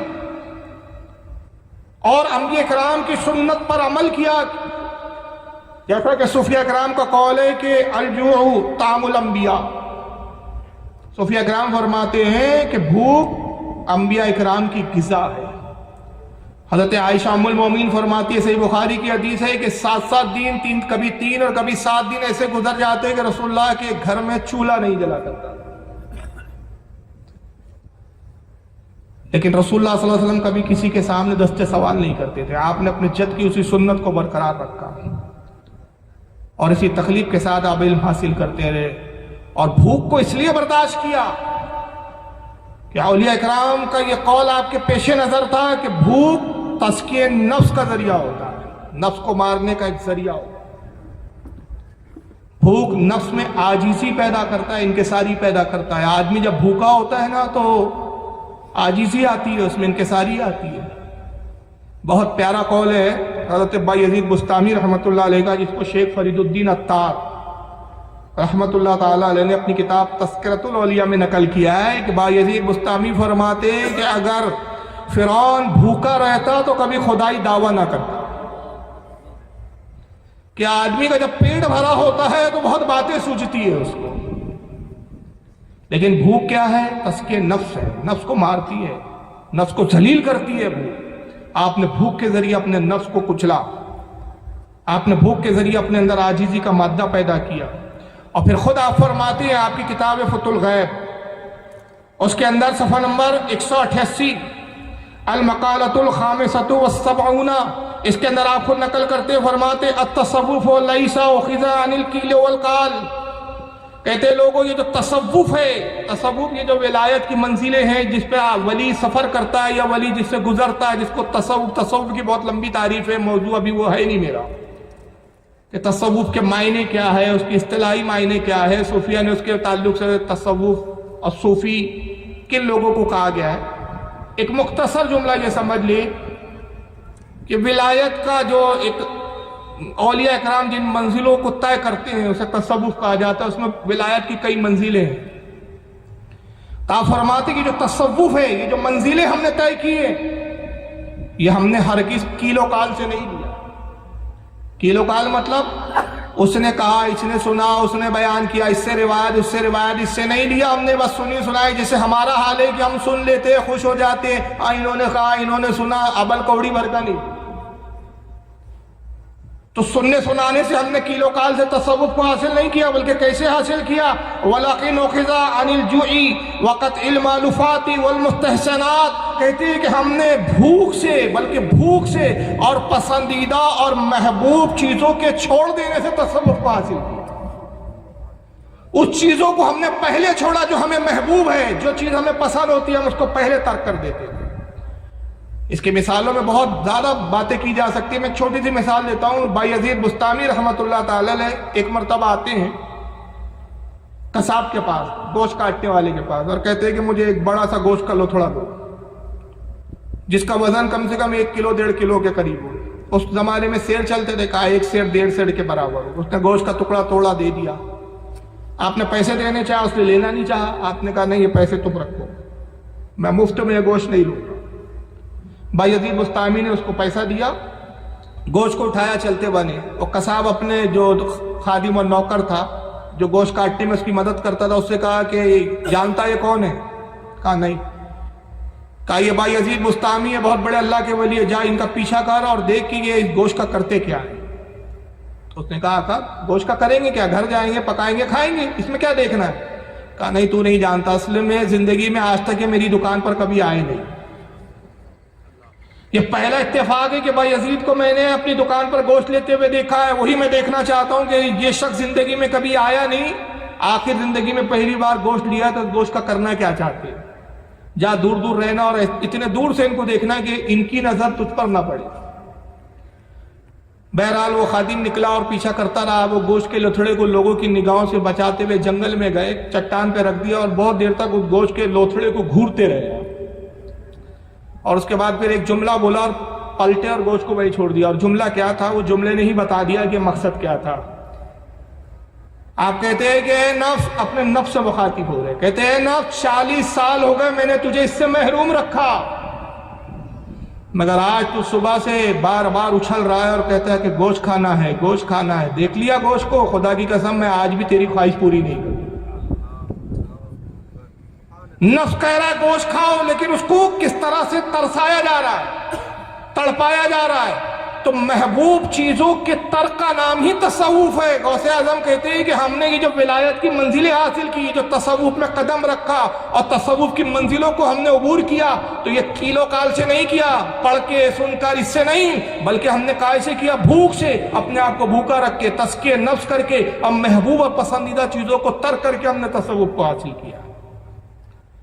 اور جب اس مقام سے گزرے، اس مشقت سے، اس تزکیہ نفس کی منزلوں سے پرے ہوئے، تو پھر ایک مقام وہ بھی آتا ہے کہ جس کو حضرت امام ابو الحسن شتنوفی رحمۃ اللہ علیہ، جو آپ کی تواریخ، آپ کے واقعات اور آپ کے حالات پر لکھنے والی مستند کتاب کے مصنف ہے، سب سے معتبر جو غوث اعظم کے حالات پر کتاب مانی جاتی ہے وہ ہے کتاب بہجت الاسرار۔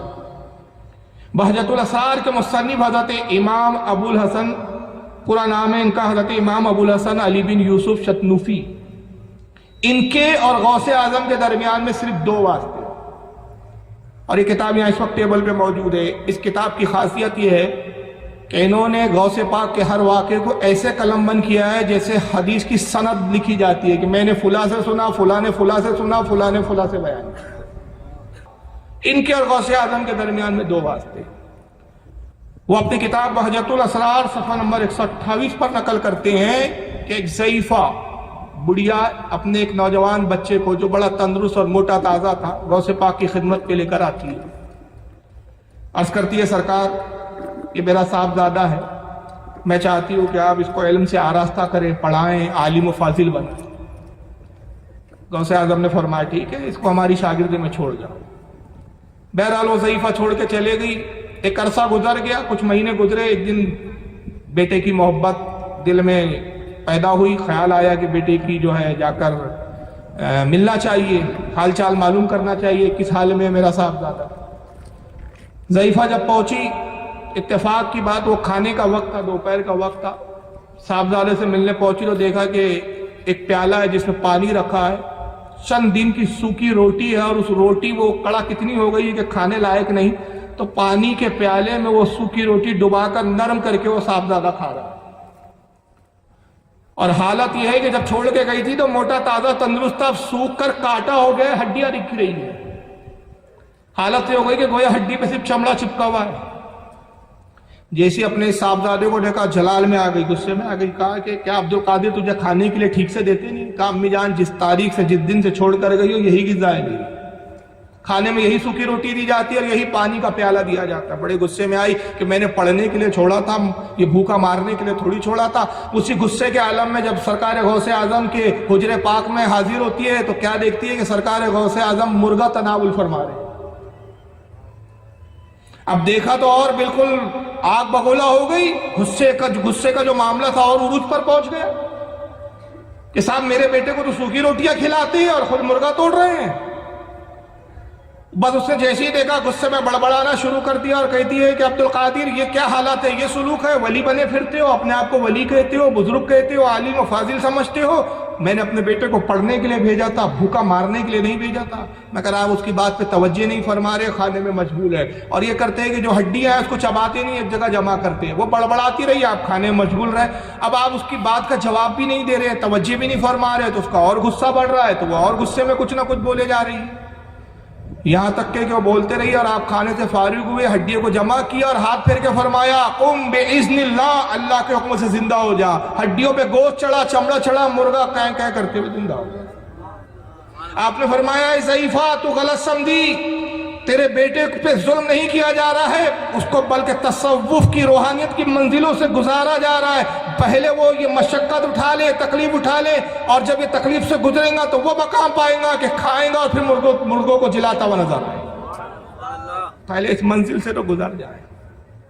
تو مقام پانے کے لیے بڑی تکلیفیں اٹھانی پڑتی ہے، بنا تکلیف کے کوئی چیز ملتی نہیں ہے، آسانی سے کوئی چیز دستیاب نہیں ہوتی، اور یقین مان لیجئے جو چیز آسانی سے مل جائے اس کی قدر بھی انسان کے نزدیک ہوتی نہیں ہوتی۔ یہی وجہ ہے کہ دنیا میں مومن کو تکلیف ہوتی ہے، اور اللہ کے رسول کی حدیث پاک ہے، سرکار نے کہا دنیا مومن کے لیے قید خانہ ہے اور کافر کے لیے جنت ہے۔ اور وہ اس لیے قید خانہ ہے، تکلیفیں اس لیے ہے پریشانیاں اس لیے، دشواریاں اس لیے، ظلم تشدد اس لیے مسلمانوں پہ ہو رہا ہے کہ یہ تکلیفوں سے جب گزروں گے اور جب جنت میں جاؤں گے تو جنت کی نعمت کا پھر احساس ہوگا۔ اور احساس کیسا ہوگا کہ ایک حدیث میں آقا فرماتے ہیں کہ جب مومن کو جنت کے قریب لے جایا جائے گا اور جیسی جنت کا پہلا ایک جھونکا آئے گا ہوا کا، تو کہے گا خدا کی قسم دنیا میں نے کوئی تکلیف پایا ہی نہیں تھا، ایسی راحت محسوس ہوگی۔ اور کافر کو جب جہنم کی طرف لے جایا جائے گا، جہنم کا ایک گرم ہوا کا ایک جھونکا ہلکا سا آئے گا، کافر کہے گا خدا کی قسم میں نے دنیا میں کوئی راحت پایا ہی نہیں۔ تو اگر یہاں مسلمانوں پہ ظلم ہو رہا ہے، تشدد ہو رہا ہے، تو یہ مت سوچئے کہ صاحب ہم اہل ایمان ہیں تو یہ اللہ تعالیٰ یہ سب کیوں گوارا کر رہا ہے، ہم ہی پہ ظلم کیوں ہو رہا ہے، ظالم ہم پر غالب کیوں ہو رہے ہیں۔ نہیں، یہ ہماری آزمائش ہے، یہ تکلیفوں سے گزارنا اس لیے کہ تکلیفوں سے گزرے تو اس کی نعمتوں کا احساس ہو۔ اب ہمارا کام یہ ہے کہ ہم ان تکلیفوں پہ صبر کریں اور اپنے ایمان کو مضبوط بنائیں اور آخرت کی تیاریاں کریں۔ تو سرکار غوث اعظم نے اپنی زندگی میں تعلیم دی کہ اگر ولایت کا مقام چاہیے، درجہ چاہیے، تو یہ مشقتیں اور تکلیفوں سے گزرنا ہوتا ہے، اور جب انسان یہ تکلیفوں سے گزرتا ہے تو مقام ملتا ہے۔ پھر وہ بھی ایک مقام سرکار غوث اعظم کی زندگی میں آتا ہے کہ جب آپ علم ظاہر سے پوری طرح آراستہ ہو گئے اور فارغ التحصیل ہو گئے، علم مکمل ہوا آپ کا، تو سرکار صلی اللہ تعالی وسلم خواب میں تشریف لاتے ہیں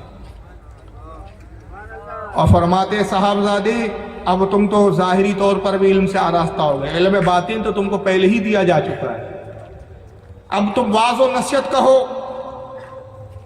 اور اپنے واعظ حسنہ سے لوگوں کی اصلاح کرو، لوگوں کو دین کی طرف راغب کرو، لوگوں کو ایمان کی طرف بلاؤ، لوگوں کو دعوت دو اسلام کی۔ آپ عرض کرتے ہیں کہ اے جد کریم، اے نانا جان، میں عجمی ہوں، میری مادری زبان فارسی ہے، آپ فارسی سے فارس کے رہنے والے تھے۔ گیلان جو علاقہ ہے جس کو جیلان کہتے ہیں، یہ فارس کا شہر ہے، فارس جو ایران کا شہر ہے جس کو اب ایران کہا جاتا ہے، وہاں کی جو زبان تھی وہ زبان کون سی تھی؟ فارسی تھی، آپ فارسی مادری زبان تھی آپ کی۔ اور یہ جو تھا بغداد یا عراق میں یہاں کی زبان جو تھی مادری زبان یہاں کے لوگوں کی عربی تھی۔ آپ عرض کرتے ہیں کہ اے جد کریم، ہے میرے نانا جان، یہاں عربی بولی جاتی ہے، یہاں فصیح و بلیغ خطبہ اور علماء اور فضلاء ہیں، ان کے سامنے مجھے بولنے میں ہچکچاہٹ ہوتی ہے، یہ اہل زبان ہے، میری زبان کو پکڑ لیں گے، میری زبان میں خامیاں نکالیں گے۔ یہی وجہ ہے کہ میں ہچکچاتا ہوں کہ ایسے فصیح و بلیغ زبان کے جاننے والوں کے بیچ کیسے واعظ و نصیحت کا سلسلہ شروع کریں۔ اللہ کے نبی صلی اللہ علیہ وسلم نے کہا صاحبزادے اپنے منہ کو کھولو۔ خواب میں یہ منظر دیکھ رہے ہیں، غوث اعظم نے منہ کو کھولا، اللہ کے نبی نے 7 مرتبہ اپنا لعاب دہن عطا فرمایا۔ آپ اپنا لعاب نکالتے ڈالتے کہتے صاحبزادے اور لو، 1 بار 2 بار 7 بار آپ نے لعاب دیا۔ اس کے بعد جب آپ صبح بیدار ہوئے تو فرماتے ہیں کہ رسول اللہ کے لعاب کی چاشنی میں اپنے منہ میں محسوس کر رہا تھا، لیکن اب بھی مجھ میں اتنی ہمت پیدا نہ ہوئی، ارادہ تو ہوا کہ میں اب خطاب شروع کروں، لیکن ہمت نہیں ہو پا رہی تھی۔ اسی کشمکش میں دن گزر گیا، رات میں دیکھتے ہیں کہ حضرت مولا کائنات علی مرتضیٰ رضی اللہ تعالیٰ عنہ خواب میں تشریف لاتے ہیں۔ کہتے صاحبزادے کیا تمہارے جد تمہارے نانا کا حکم کافی نہ تھا کہ مجھے آنا پڑا؟ تم واعظ و نصیحت کیوں نہیں کرتے؟ تو کہتے ہیں کہ اے جدی مجھے جو ہے ڈر لگتا ہے، ہچک ہوتی ہے۔ آپ نے کہا منہ کھولو۔ حضرت غوث اعظم نے اپنا دہن کھولا، منہ کھولا، مولا کائنات نے اپنا لعاب دیا اور پھر آپ نے اپنا 6 مرتبہ لعاب عطا فرمایا۔ غوث اعظم عرض کرتے ہیں کہ حضور رسول اللہ نے تو 7 مرتبہ دیا تھا، آپ 6 مرتبہ دے رہے، ایک اور مرتبہ عطا کریں۔ فرمایا نہیں، رسول نے 7 بار دیا، میں حضور کے برابری نہیں کر سکتا۔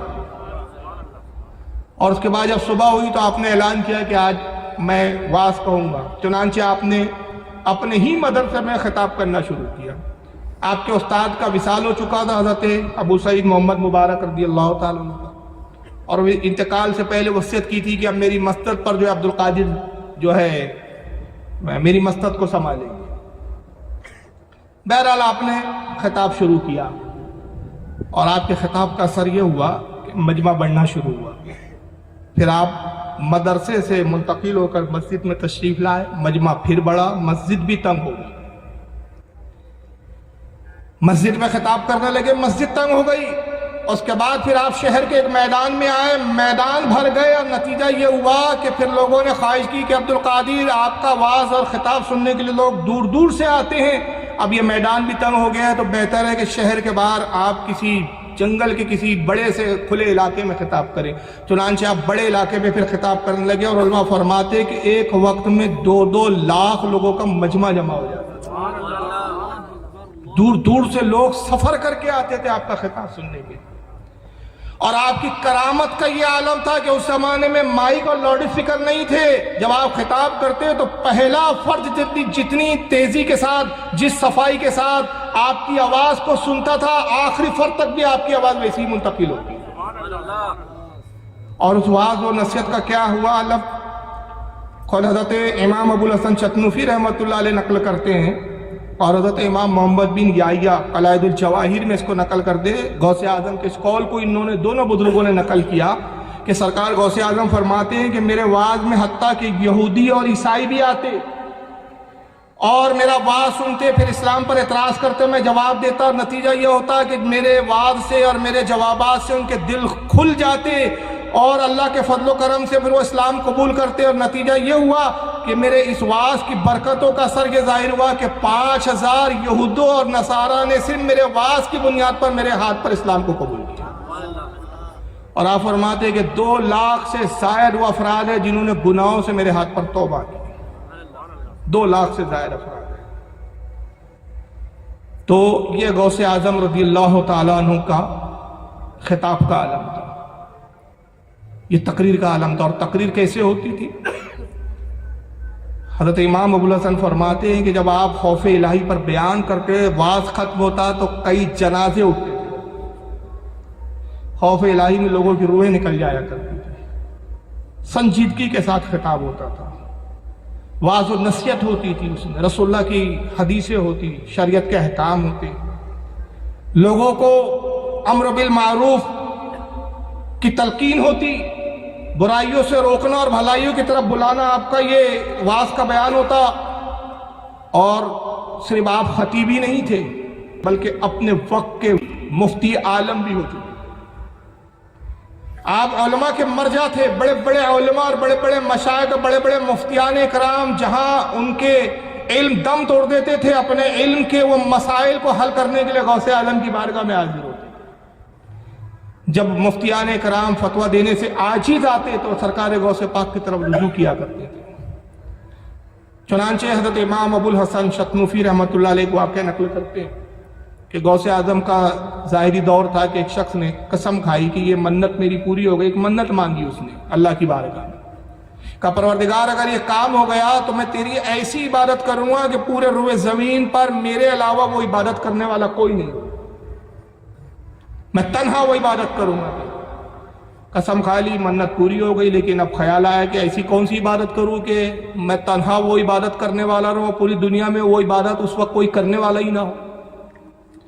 بڑا پریشان ہوا، وہ بہت سوچا، کچھ سمجھ میں نہیں آیا. علماء کی طرف، مفتیان کرام کی طرف اس نے رجوع کیا اور استفتاء کیا، فتویٰ پوچھا. سارے مفتیان کرام عاجز آگے کہا کہ تیری قسم ہی فضول ہے، تو نے بیہودہ قسم کھائی ہے، غلط قسم کھائی ہے، بہتر یہ ہے کہ اپنی قسم کو توڑ اور اس کا کفارہ دے دے. اس نے کہا نہیں، کفارہ تو نہیں دوں گا، کچھ تو حل لوں گا، آپ غور کرو. آخر میں تمام مفتیان کرام نے فیصلہ کیا کہ سرکار غوث اعظم کی طرف رجوع کیا جائے.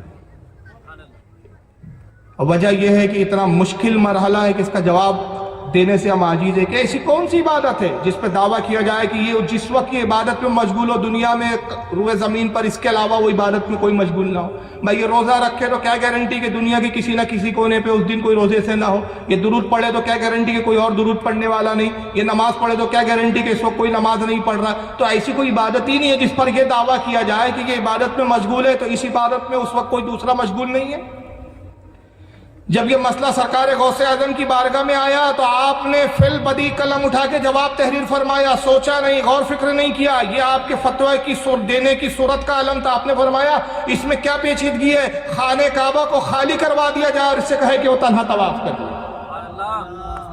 اس لیے کہ روئے زمین پر کعبہ ایک ہی ہے اور کعبہ کا طواف بھی عبادت اور نیکی ہے. جس وقت یہ طواف کریں گا تو یہ تنہا ہوں گا، کوئی اس کے طواف میں شریک ہوں گا. اس کی قسم پورا کرنے کے لیے بادشاہ کو کہا جائے کہ خانہ کعبہ کو کچھ لمحوں کے لیے خالی کروا دیا جائے، لوگوں کو ہٹا دیا جائے اور یہ تنہا طواف کر لے، اس کی قسم پوری ہو جائے گی۔ تو اندازہ لگائیے کہ سرکار غوث اعظم رضی اللہ تعالیٰ عنہ اپنے وقت کے کتنے بڑے مفتی تھے کہ وہ مسائل کے جہاں پر مفتیان اکرام اپنے گھٹنے ٹیک دیا کرتے تھے، سرکار غوث اعظم منٹوں میں، گھڑی بھر میں ان مسائلوں کو حل فرما دیا کرتے تھے۔ اور شریعت پر آپ کا عمل اور تقوی، باوجود اس کے کہ آپ غوث وقت تھے، غوث وقت کیا غوث زمانہ ہے، بلکہ امام مہدی تک آپ کا یہ پورا زمانہ آپ کی غوثیت کا زمانہ ہے، پورا یہ زمانہ آپ کی غوثیت عظمیٰ کا ہے، سارے ولی آپ کے ماتحت ہے۔ بلکہ اعلیٰ حضرت فرماتے ہیں کہ کوئی ولی ہی اس وقت تک ولی نہیں بنتا جب تک اس کی ولایت کی سند پر آپ اپنی مہر نہ لگا دیں۔ لیکن شریعت سے بے باک نہیں ہو گئے کہ میں تو اب غوث عالم ہوں، غوث اعظم ہوں، غوثیت عظمیٰ اور غوثیت کبریٰ کے منصب پر فائز ہوں، مجھے شریعت کی کیا پابندی کی ضرورت نہیں، بلکہ جتنا مقام بلند ہوتا ہے اتنی شریعت کی پابندی بڑھتی ہے۔ حضرت مخدوم اشرف جہانگیر شبنانی رحمۃ اللہ تعالیٰ علیہ فرماتے ہیں لطائف شریفی میں، یاد رکھو کہ شریعت پرکھنے کی کسوٹی ہے، شریعت پرکھنے کی کسوٹی ہے، شریعت پر ولی کو پرکھا جاتا ہے، ولی سے شریعت نہیں پرکھی جاتی۔ کتنا پیارا جملہ، اس کی اہمیت کو آپ سمجھیں۔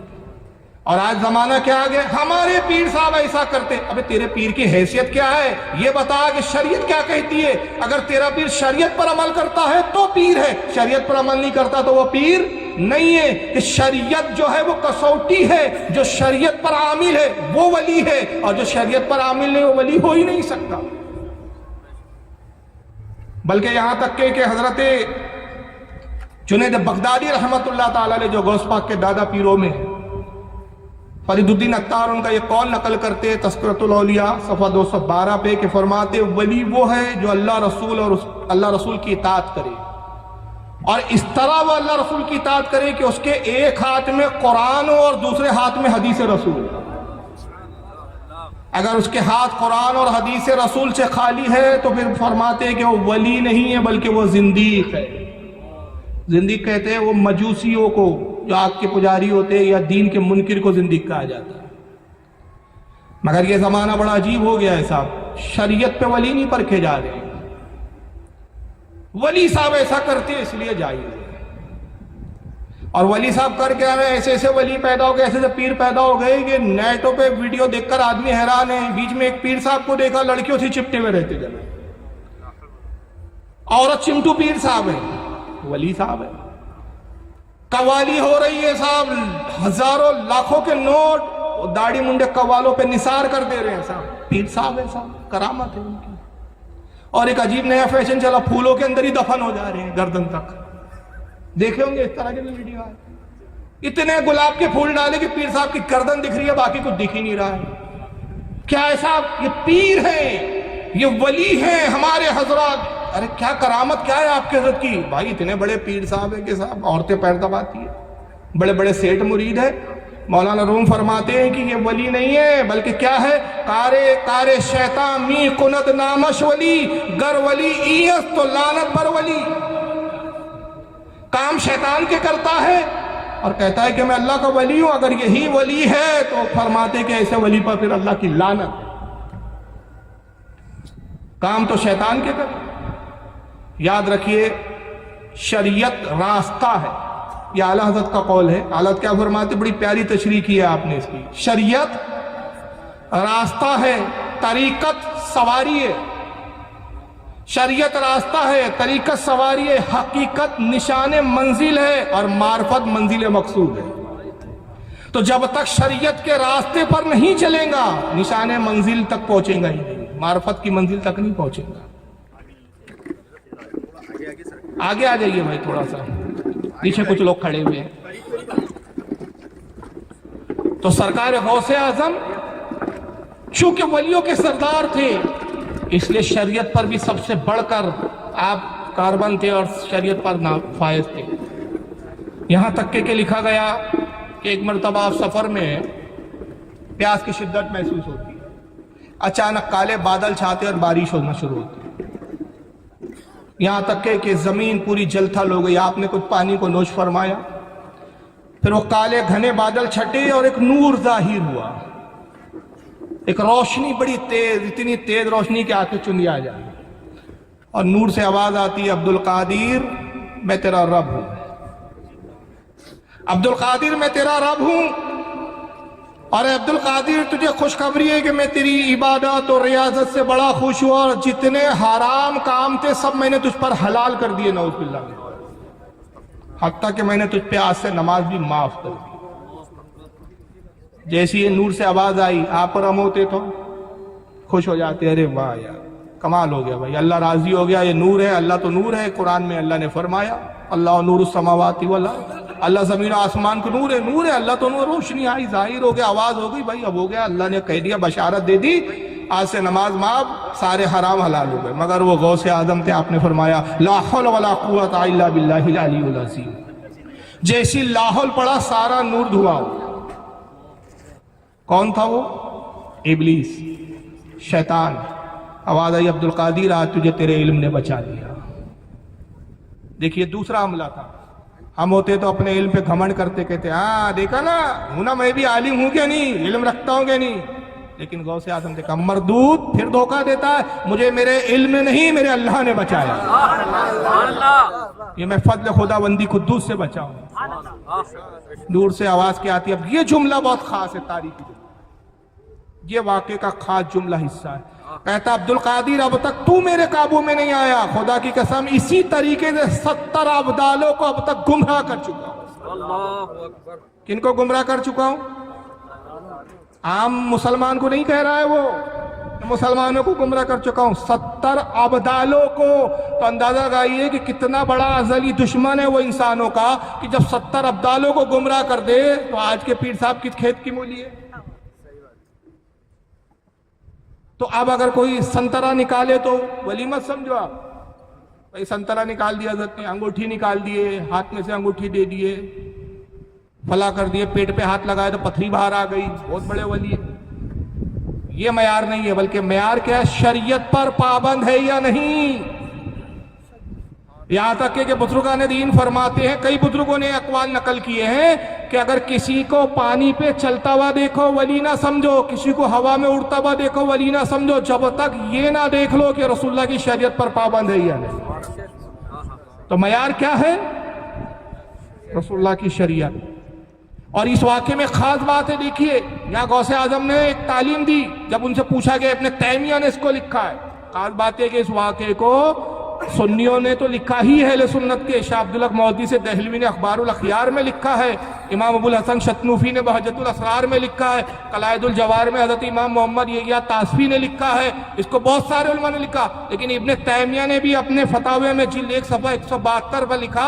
اور ابن تیمیہ جو غیر مقلدوں کے بہت بڑے علامہ ہے, وہ کہتے ہیں کہ پھر غوث اعظم سے پوچھا گیا کہ حضور آپ نے کیسے جانا کہ یہ شیطان ہے, آپ کو کیسے پتہ چلا؟ آپ نے کہا صرف ایک بات سے, کہ میرے آقا پر جب حرام حلال نہ ہوا تو میں تو اپنے نبی کا غلام ہوں, مجھ پر حرام حلال کیسے ہوا؟ تو یہاں سے ایک بات پتہ چلی, بھائی نماز کیوں نہیں پڑھتے پیر صاحب؟ نہیں ہم پر معاف ہے. تو کون ہے, تیری اوقات کیا ہے کہ تجھ پہ نماز معاف ہے؟ کچھ تو پھر ایسے نہیں نماز کیوں نہیں پڑھتے پیر صاحب؟ ارے بھائی نماز وہ لوگوں کے لیے, ہم تو ولایت کی اس منزل پر ہے کہ یہ زمین یہ مسجد ہمارے لیے نہیں ہے, ہم تو خانے کعبہ میں جا کے نماز پڑھتے ہیں. اچھا بھائی خانے کعبہ میں پڑھتے, بھائی پاس کی مسجد میں چلنا نہیں ہو رہا, آپ سے خانے کعبہ اتنی دور جا رہے ہیں, روز جا رہے ہیں, 5 وقت جا رہے ہیں, اور یہ بتائیے ظہر میں نکلے تو وہاں کون سا وقت ہے, وہاں ظہر پڑھنے گئے کہ کون سی نماز پڑھنے گئے؟ وہاں تو ٹائم الگ ہو گیا, وہاں کا نماز کا بھی وقت ہے. تو آپ ظہر ادا کر رہے تھے کہ اثر ادا کر رہے تھے؟ بلکہ غوث پاک کا یہ قول مشہور ہے کہ آپ فرماتے ہیں کہ جو بے نمازی ہو اس کو ہمارے قبرستان میں دفن نہ کریں. اللہ اکبر. تو جب غوث اعظم کو اس نے فریب دیا کہ حرام کو حلال کر دیا, آپ اس فریب میں نہیں آئے, بلکہ آپ اس قول کے قائل تھے جو امام احمد بن حنبل جس قول کے قائل تھے, کہ امام احمد بن حنبل اس حدیث کی بنیاد پر فتویٰ دیا کرتے تھے کہ جو قصدن نماز چھوڑتا ہے وہ ہمارے نزدیک کافروں کی طرح کام کرنے والا ہے, یا وہ کفر سے قریب ہے. اور وہ حدیث پاک کیا ہے, من ترک الصلاۃ متعمدا فقد کفر, جس نے جان بوجھ کر ایک وقت کی نماز چھوڑی وہ کافر ہو گیا. اور غوث اعظم فرماتے ہیں کہ فرائض چھوڑ کر فتح الغیب کے اندر آپ نقل کرتے ہیں صفحہ نمبر 144. اس جتنے میں حوالے دے رہا ہوں یا کتاب ٹیبل پہ موجود ہے. تقریر کے بعد میں بیٹھوں گا, آپ کو جو حوالہ دیکھنا ہو, جو پوچھنا ہو پوچھ سکتے ہیں, دکھا دیتا ہوں. یہ فتح الغیب میرے پاس, جس کے میں بار بار حوالے دے رہا ہوں. یہ غوث پاک کی لکھی ہوئی ہے, بیروت لبنان سے چھپی ہوئی کتاب ہے, عربی زبان میں. یہ غوث پاک کی کتاب ہے. لوگ کہتے ہیں نا آج کل بھائی او کتاب لکھنا مولیوں کا کام ہے, ہم تو ولی ہے, آسمانی علم ہے ہمارے پاس. تو غوث پاک سے بڑے ولی ہو تم.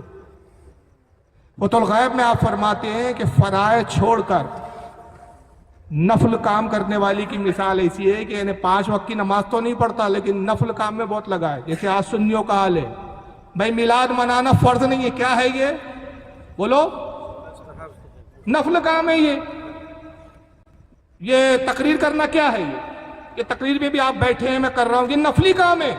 لیکن فرض کیا ہے, 5 وقت کی نمازیں, نمازوں کی پابندی نہیں ہے لیکن نفل پہ بہت زور ہے ہمارے ہاں. میلاد پر زور ہے, 11ویں پر زور ہے, صاحب و فاتحہ پہ زور ہے, نذر و نیاز پہ زور ہے, لیکن نماز کا ٹائم آیا تو نماز کی فکر نہیں ہے. تو غوث اعظم خود فتح الغیب صفحہ نمبر 144 پہ کتنی پیاری مثال دیتے ہیں.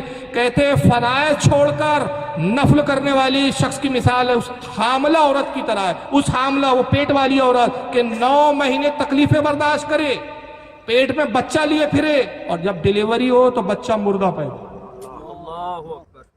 یہ اس شخص کی مثال ہے کہ جو فرائض چھوڑ کر نفلی کی طرف توجہ کرتا ہے. تو پہلے فرائض ادا کیے جائیں گے, اس کے بعد پھر نفل کی طرف راغب ہوا جائیں گا. یہ سرکار غوث اعظم کی تعلیم ہے. اور اسی فتح الغیب میں ایک جگہ فرماتے ہیں کہ اے عزیز کرامت مت دیکھ, استقامت دیکھ. کرامت ولایت کا معیار, میں نے کہا نا 70 نکال دیے تو اللہ کے ولی, انگوٹھی دے دیے تو اللہ کے ولی, پیٹ کا پتھر نکل گیا تو اللہ کے ولی. حضرت آئے صاحب پانی پڑھ کے دے دیا, صاحب وہ بیمار تھے ہمارے گھر میں, لنگڑے تھے چلنے لگ گئے. یہ معیار نہیں ہے, یہ شعبے بازی بھی ہو سکتی ہے. پہلے دیکھو پیر صاحب شریعت کے پابند ہے یا نہیں. شریعت کے پابند ہے تو پھر پانی بھی ٹھیک ہے, دعا بھی ٹھیک ہے, پھوک بھی ٹھیک ہے. اور شریعت پر پابند نہیں تو پھر یہ پھوک بھی جو ہے یہ کچھ نہ کچھ ڈپلیکیٹ والا معاملہ ہے. تو آپ خود غوث اعظم کی تعلیم کیا فرماتے ہیں, عزیز کرامت مت دیکھ, استقامت دیکھ, یعنی شریعت پر مضبوطی دیکھ کہ جتنا شریعت کا پابند ہے اتنا بڑا اللہ کا ولی ہے. ایک شخص آتا ہے سرکار غوث اعظم کی خدمت میں, بڑے چرچے سنے کہ حضور مردوں کو جلا دیتے ہیں, لنگڑوں کو چلا دیتے ہیں, بیماروں کو شفا دیتے ہیں, کوڑیوں کو اچھا کر دیتے ہیں. کہا چلو اپنی آنکھوں سے غوث پاک کی کرامت دیکھوں. آیا حضور میں مہمان آیا ہوں, آپ کے کچھ دن قیام کرنا چاہتا ہوں, آپ کی صحبت اختیار کرنا چاہتا ہوں. کہا رہو, شوق سے رہو. ایک حجرہ دے دیا گیا. 40 دن تک وہ غوث اعظم کا مہمان رہا. سرکار غوث اعظم کی مجلس میں آتا, آپ کے پیچھے نماز پڑھتا, ایک ایک لمحہ غوث اعظم کے ساتھ گزارتا, بڑی باریکی سے نگاہ رکھتا. لیکن اتفاق کی بات, پورے 40 دن کے اس عرصے میں ایک بھی کرامت آپ سے ظاہر نہیں ہوئی. حالانکہ کرامتوں کا بڑا صدور ہوتا تھا, لیکن تعلیم مقصود تھی اس کی. غوث اعظم اس کے دلوں کے حالات جانتے تھے, ایک بھی کرامت ظاہر نہیں ہوئی. 40 دن کے بعد وہ شخص آتا, کہتا ہے حضور اجازت دیجیے, اب لوٹنا چاہتا ہوں. کہا کچھ دن اور ٹھہرتے. کہا حضور جس مقصد سے آیا تھا وہ مقصد تو پورا نہیں ہوا. کیا مقصد تھا تیرا؟ بولے حضور کرامت دیکھنے آیا تھا, لیکن اس نتیجے میں پہنچا ہوں کہ خاموخواہ لوگوں نے آپ کی کرامت کے چرچے کر رکھے ہیں, میں نے تو کوئی کرامت نہیں دیکھی. آپ نے فرمایا یہ بتا, کیا تو نے شریعت کے خلاف میرا کوئی قدم اٹھتا ہوا دیکھا ہے؟ کہا خدا کی قسم فرائض تو فرائض ہے, نوافل اور مستحبات بھی آپ نہیں چھوڑتے. خدا کی قسم آج تک میں نے ایک قدم آپ کا شریعت کے خلاف اٹھتا ہوا نہیں دیکھا. آپ نے فرمایا عزیز شریعت پر عمل کرنا یہی میری سب سے بڑی کرامت. تو حقیقی کرامت کیا ہے بولو؟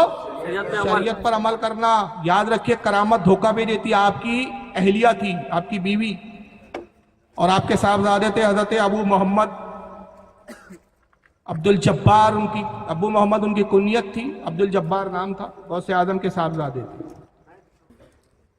تو حضرت ابو محمد عبد الجبار رضی اللہ تعالیٰ عنہ کہتے ہیں کہ میری والدہ غوث پاک سے ملنے آیا کرتی تھی. اپنے الگ الگ بیویوں کے گھر بنایا رکھے تھے آپ نے, اور آپ اپنی خانقاہ میں رہتے اور اپنی بیویوں کو وقت دیتے تھے, باریاں مقرر تھی. تو کوئی بیوی کبھی کبھار آپ سے کسی ضرورت, کسی سامان کی طلبی کے لیے کوئی ضرورت ہے گھر کی, تو خانقاہ حاضر ہوتی تھی. تو حضرت ابو محمد عبد الجبار رضی اللہ تعالیٰ عنہ کہتے ہیں کہ میری والدہ اکثر اس وقت آتی کہ رات میں مجمع نہیں ہوتا تھا, دن میں ملنے ملانے والے ہوتے. اب پردہ نشین خاتون تھی, ظاہر ہے غوث پاک کی بیوی ہے, تو رات میں اب آتی. تو والدہ کی کرامت یہ تھی کہ آپ انگلی پہ پھونک مارتی, ایک شعلہ بلند ہوتا اور شعلے کی روشنی میں آپ راستہ طے کرتی. اور اس واقعے کو کون لکھ رہے ہیں؟ اس کو ملا علی قاری نے اپنی کتاب نزہۃ الخاطر الفاتر کے اندر نقل کیا, صفحہ نمبر 98, اور اعلیٰ حضرت الملفوظ نے بھی اس کو بیان کیا. پھونک مارتی وہ, انگلی پر کیا ہوتا؟ شعلہ بلند ہو جاتا, اور اتنی روشنی تیز ہوتی کہ اس سے راستہ دکھنے لگتا ہے. اس روشنی سے رہنمائی لیتے وہ غوث پاک کے حجرے تک پہنچتی. جب حجرے کے قریب آتی پھونک مارتی, شعلہ بجھ جاتا, پھر حجرے میں داخل ہوتی. لیکن اتفاق کے کئی دن تک یہ معاملہ رہا, غوث پاک کو ظاہری طور پر اس کی خبر نہیں تھی. ایک مرتبہ یہ ہوا کہ غوث پاک ان کے ساتھ چل رہے تھے, تو انہوں نے کہا, ایک دور تک غوث پاک ساتھ میں, اور کہا کہ اب آگے تم اپنے گھر چلی جاؤ. تو کہا کہ حضور ٹھیک ہے میں چلی جاتی ہوں. کہا اندھیرا ہے, میں کوئی خادم ساتھ میں کر دیتا ہوں. تو کہتی نہیں, اندھیرے سے مجھے ڈرنے کی ضرورت نہیں, اللہ نے مجھے بھی آپ کے طفیل ایک کرامت دی. کہا کیا کرامت ہے تمہاری؟ کہا دیکھیے پھونک مارا, انگلی پہ شعلہ آ گیا. غوث اعظم نے پھونک مارا, وہ شعلہ بجھ گیا, دعا ہو گیا. کہا یہ کیا ہوا؟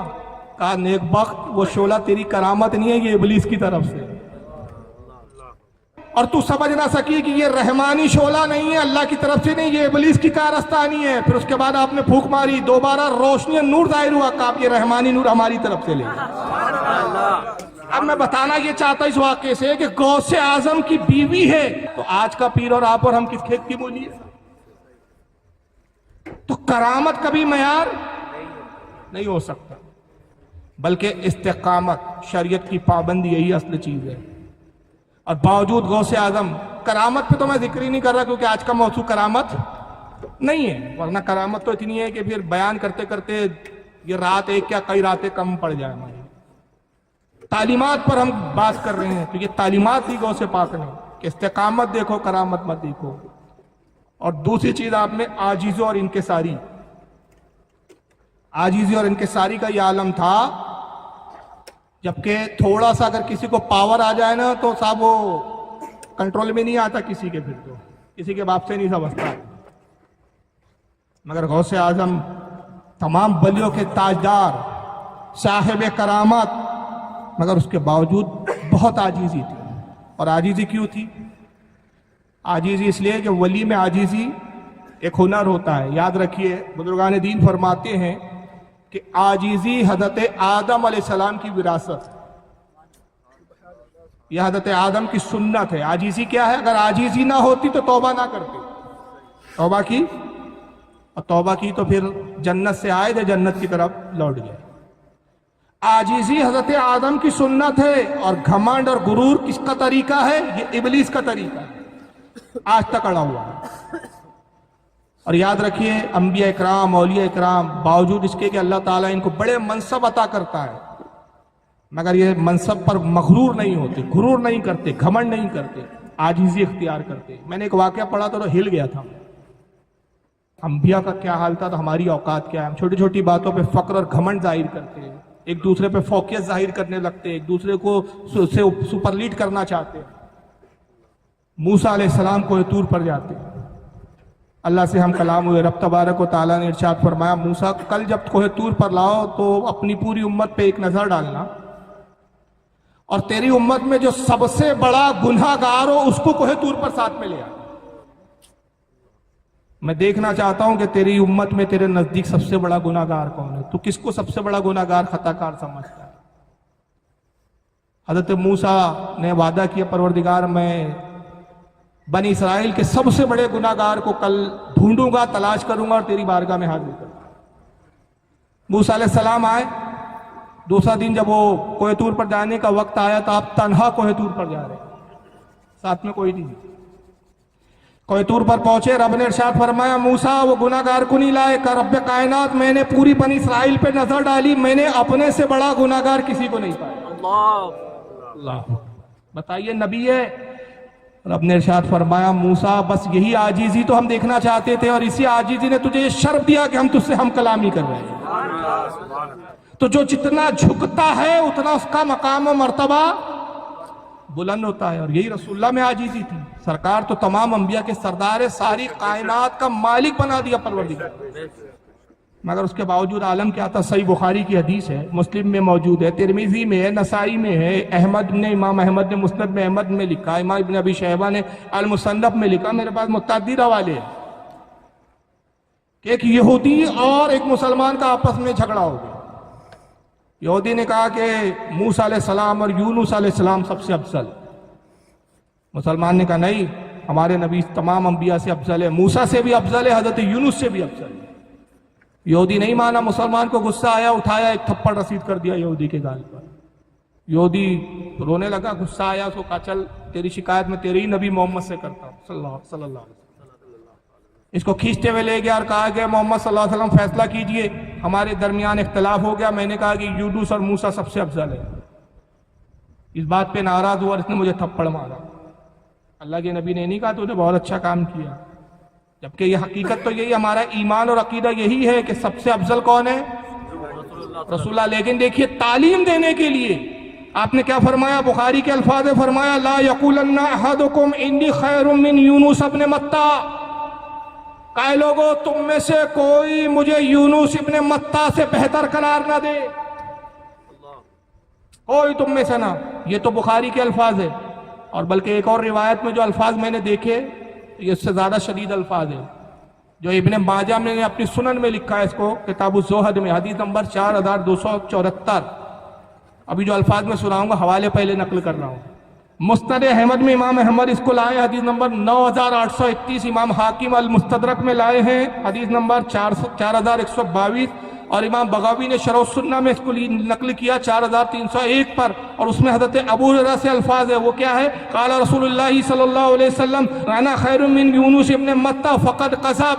کہا کہ جس نے یہ کہا کہ میں یونس ابن متى سے افضل اور بہتر ہوں، وہ جھوٹا ہے. حالانکہ جھوٹ تو نہیں ہے، حقیقت کیا ہے؟ حقیقت یہی ہے کہ حضور تمام نبیوں سے افضل ہے. عاجزی یہ رسول اللہ کی سنت ہے. اور ابو بکر صدیق کی عاجزی کا کیا حال تھا؟ حضرت امام احمد، ان کی کتاب امام احمد ابن حنبل کی الزہد، اس کی حدیث نمبر 560 ہے کہ ابو بکر صدیق اکثر یہ کہتے کاش میں ابو بکر نہ ہوتا بلکہ کسی مومن کا پہلو کا ایک بال ہو. کہاں کا بال ہوتا؟ سینے کا نہیں. حضرت عمر کہتے تھے میں کاش ابو بکر کے سینے کا بال ہوتا. اور حضرت ابو بکر عاجزی میں کیا کہتے تھے؟ کاش میں کسی مومن کے پہلو کا ایک بال ہوتا. تو یہ عاجزی جو ہے نا، یہ زیور ہے مومن کا. یہی وجہ ہے کہ عالم کے لیے بھی حکم ہے کہ اپنے علم پر گھمنڈ نہ کرے، غرور نہ کرے، بلکہ کیا کرے؟ عاجزی اختیار کرے. لیکن جو آج کل فیشن چلا ہے نا، میں عالم، لوگوں پہ روب ڈالنا. سرکار فرماتے ہیں کہ جو اس بنیاد پر علم حاصل کرے، اس غرض سے علم حاصل کرے کہ اپنے سے کمتر پہ فوقیت ظاہر کرے اور اپنے علماء سے جھگڑے لڑے، اللہ کے نبی فرماتے ہیں اس پہ اللہ اور فرشتوں کی لعنت. علم اس لیے حاصل نہیں کیا جاتا کہ کمتروں پہ اپنی فوقیت بتائی جائے اور علماء سے بحث و مباحثے کیے جائے، بلکہ علم عاجزی سکھاتا ہے. چنانچہ امام طبرانی رحمۃ اللہ تعالیٰ علیہ المعجم الاوسط اور معجم الصغیر دونوں اپنی اس کتاب کے اندر حدیث پاک نقل کرتے ہیں. اس کو دہلوی نے بھی مسند الفردوس میں لکھا ہے اور بھی علماء نے لکھا ہے کہ حضرت عبداللہ ابن عمر کہتے ہیں کہ من قال انا عالم فهو جاہل. جو خود اپنی زبان سے کہے کہ میں عالم ہوں وہ سب سے بڑا جاہل. یہ عالم کو نہیں کہنا ہے میں عالم ہوں، بلکہ یہ دوسروں نے کہنا چاہیے آپ عالم ہیں. اعلیٰ حضرت فاضل بریلوی خود وقت کے مجدد ہے. مجدد کیا ہوتا ہے؟ تمام علماء کا جو ہے سردار ہوتا ہے. یہ مجدد کا مقام ہوتا ہے. لیکن اعلیٰ حضرت خود مجدد ہونے کے بعد کیا کہتے تھے اپنے تعلق سے؟ حقیر، فقیر، سراپا، تقصیر، احمد رضا بریلوی. اور یہی تعلیم غوث اعظم کی ہمیں تعلیمات میں ملتی ہے کہ جب آپ طالب علمی کے دور میں تھے، آپ کا ایک ساتھی ہوا کرتا تھا جس کا نام تھا ابن سقا، اور ایک اور ساتھی تھا جس کا نام تھا عبداللہ بن علی تمیمی. بڑے ذہین تھے یہ پڑھنے میں دونوں. ابن سقا بڑا ذہین تھا پڑھنے میں، اس کو اپنے علم پہ بڑا غرور اور گھمنڈ تھا. بغداد میں اس زمانے میں ایک وقت کے بہت بڑے ولی آئے. اس کو ملا علی قاری نے نظرۃ الخاطر الفاتر صفحہ نمبر 101 پر اس واقعے کو نقل کیا جو میں بیان کر رہا ہوں. حوالہ بھی سن لیں. وقت کے بہت بڑے ولی آئے تو اپنے سقا غوث پاک کے پاس آتا ہے اور عبداللہ بن علی تمیمی جو اس کا دوسرا ساتھی تھا ان کے پاس آتا اور کہتا ہے کہ ایک بہت بڑے بزرگ آئے ہیں, آج مسجد میں خطاب کریں گے, بڑا چرچا ہے ان کا. تو میں نے ارادہ کیا کہ ان کی بزرگیت کا امتحان لیا جائے. تو میں نے 10 سوال تیار کیے. تو میں چاہتا ہوں کہ وہ 10 سوال پوچھوں, اگر وہ جواب دے دیں گے تو میں بھی مان لوں گا کہ ہاں وقت کے بہت بڑے ولی ہیں, بہت بڑے بزرگ ہیں, بہت بڑے عالم ہیں. تو عبداللہ بن تمیمی کہتا ہے کہ ہاں تم نے اچھا ارادہ کیا ہے, تم نے سوال کس بارے میں بیان کیا؟ کہا بہت مشکل سوال میں نے تیار کیا. کہا میں بھی کچھ مسائل پوچھوں گا. کہا عبدالقادر تم بھی کچھ سوال تیار کرو. تو غوث اعظم فرماتے کہ میری مجال نہیں کہ میں بزرگوں کا امتحان لوں, میں تو بزرگوں کے سامنے عاجزی کرتا ہوں, انکساری کرتا ہوں. میں تو جاؤں گا صرف فیض لوں گا, زیارت کروں گا اور دعائیں لوں گا. اب دیکھیے ایک کی نیت یہ تھی کہ امتحان لینا ہے, دوسرا حامیہ ملا رہا ہے, اور تیسرے سرکار غوث اعظم ہے جو عاجزی کر رہے ہیں. جب مجلس میں پہنچے, چکے چھوٹے تھے, بچپنے کا عالم تھا, پڑھائی کا دور تھا, مجمع اور علماء سب بیٹھے ہوئے تھے, پیچھے جگہ ملی. جیسے پیچھے پہنچے بزرگ ممبر پہ خطاب کر رہے تھے, نظر پڑی اور تینوں کا نام لیا. کہا ابن سقا قریب آ, اے عبداللہ بن علی تمیمی قریب آ, اور عبدالقادر تم بھی قریب آؤ. جب تینوں کے نام لیے یہ تینوں حیران ہو گئے اور کانپنے لگے کہ ہمیں کیسے جانتے, ہم تو پہلی بار مل رہے. ڈرتے ہوئے آگے پہنچے, ابن سقا آگے تھا. تو آپ جلال میں کہا ابن سقا تیرے 10 سوال یہ ہے اور اس کے جوابات یہ ہیں. سوال بھی بتا دیا, جواب بھی بتا دیا. کہا عبداللہ بن علی تو نے جو مسائل سوچے یہ تیرے مسئلے یہ ہے اور اس کا جواب یہ ہے. اور کہا ابن سقا تجھے اپنے علم پہ بڑا غرور اور گھمنڈ ہے, تو میں دیکھ رہا ہوں کہ تو وقت کا بہت بڑا عالم بنے گا, فاضل بنے گا, تبلیغ کرے گا, مناظرے کرے گا. تیرے ہاتھ پر سینکڑوں عیسائی ایمان لائیں گے مگر تیری اپنی خود کی موت کفر پر ہوں. تیرا علم جو ہے تیرے مغرور علم تجھے لے ڈوبے گا. اور عبداللہ بن علی سے کہا کہ سن, تو بہت بڑا تاجر بنے گا, بہت مال کمائے گا, بادشاہ کا خاص معتمد ہوں گا, بادشاہ سے بڑی قربت ہوں گی تیری. تیرے علم کی بنیاد پہ بادشاہ اپنے سے قریب رکھیں گا, مگر تیرا حال یہ ہوگا کہ 2 رکعت نماز پڑھنا بھی تجھے سکون سے نصیب نہیں ہوگا. جب یہ دونوں کے بارے میں کہا تو شیخ عبدالقادر غوث پاک کانپ گئے کہ اب میں بھی ساتھ میں آیا ہوں تو میرے بارے میں بھی کوئی بد دعا کے الفاظ نہ کہے. مگر جب غوث اعظم کی طرف نگاہ اٹھائی, مسکرائے, خوش ہوئے, ممبر سے خود اترتے ہیں, غوث اعظم کے ہاتھ کو بوسہ دیا, ہاتھ پکڑا, ممبر میں بٹھایا. کہ عبدالقادر یہی وہ بغداد کا ممبر ہے, میری نگاہ دیکھ رہی, اسی بغداد کے ممبر پہ تو کہیں گا قدمی حاضی علی رغبتی کل ولی اللہ, اے لوگو دنیا کے تمام اولیاء کی گردنوں پر میرا قدم, یہی وہ ممبر ہوں گا. عبدالقادر اس وقت میں زندہ نہیں رہوں گا, آج میں اس کی تصدیق کرتا ہوں, میرا قدم میرے قدم. اور نتیجہ یہی ہوا, ابن سقا بہت بڑا عالم, فاضل, مناظر بنا.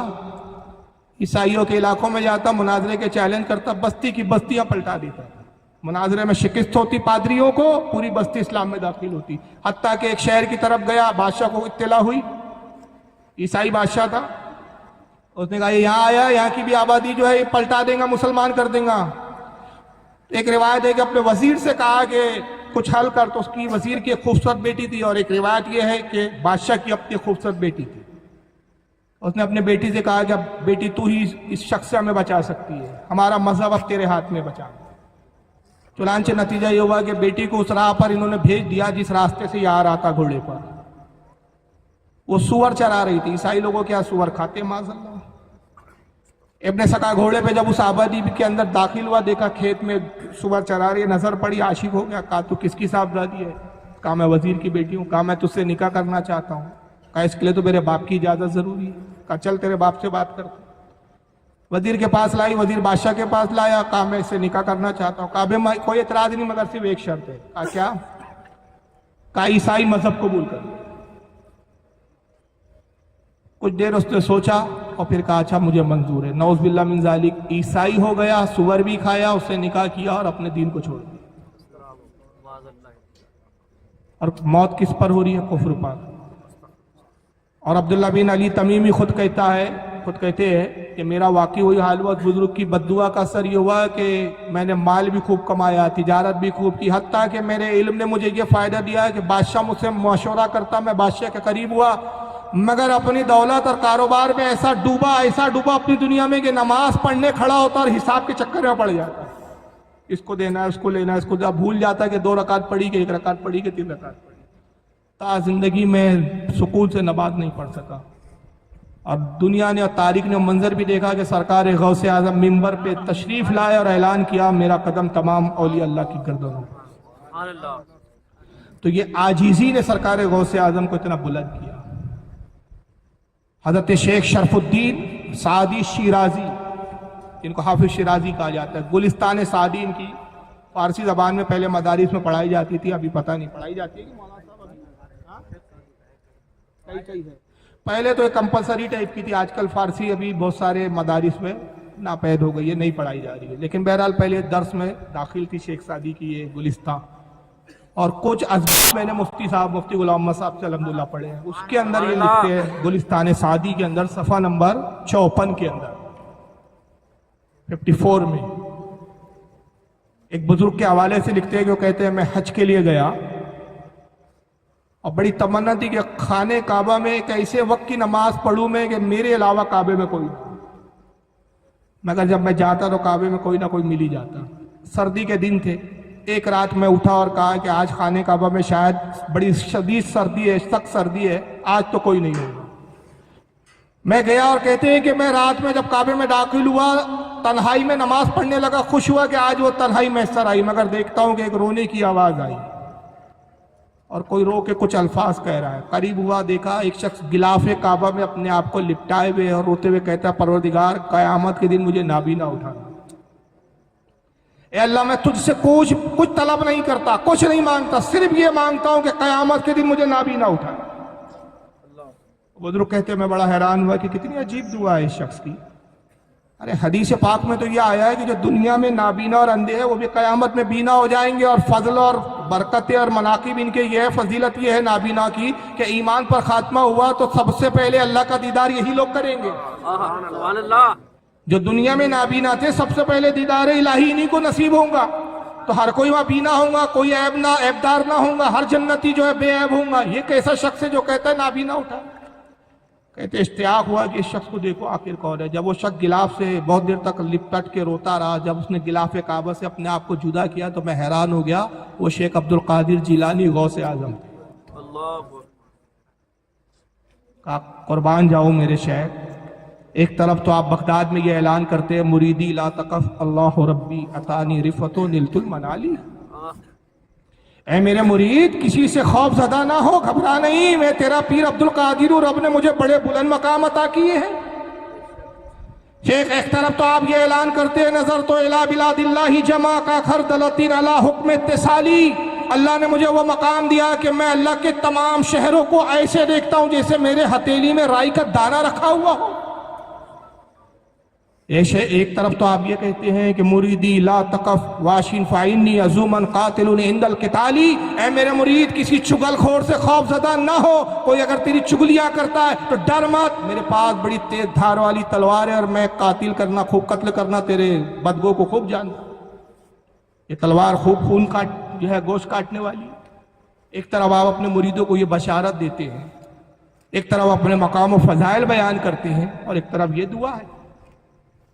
شیخ یہ کیا معاملہ ہے؟ آپ نے کہا وہ تو وہ درجے ہیں کہ جہاں رب کہتا ہے تو میں بیان کر دیتا ہوں، میرا رب کا حکم ہوتا ہے تو میں منبر سے کہتا ہوں، اور جو تو یہ دیکھ رہا ہے یہ دعا اس لیے کہ قیامت کے دن رسول اللہ صلی اللہ علیہ وسلم میرے نانا جان ہوں گے، میرے جد مولا علی، امام حسن، امام حسین ہوں گے، اور میں گناہوں کے ساتھ ان کی بارگاہ میں آؤں گا تو مجھے شرم آئیں گی کہ ان سے نگاہ ملا پاؤں، اس لیے دعا کر رہا ہوں رب قدیر میں گناہگار خطا کار ہوں، کہیں شرمندگی نہ ہو تو نابینا اٹھا کے شرمندگی کم ہو جائے۔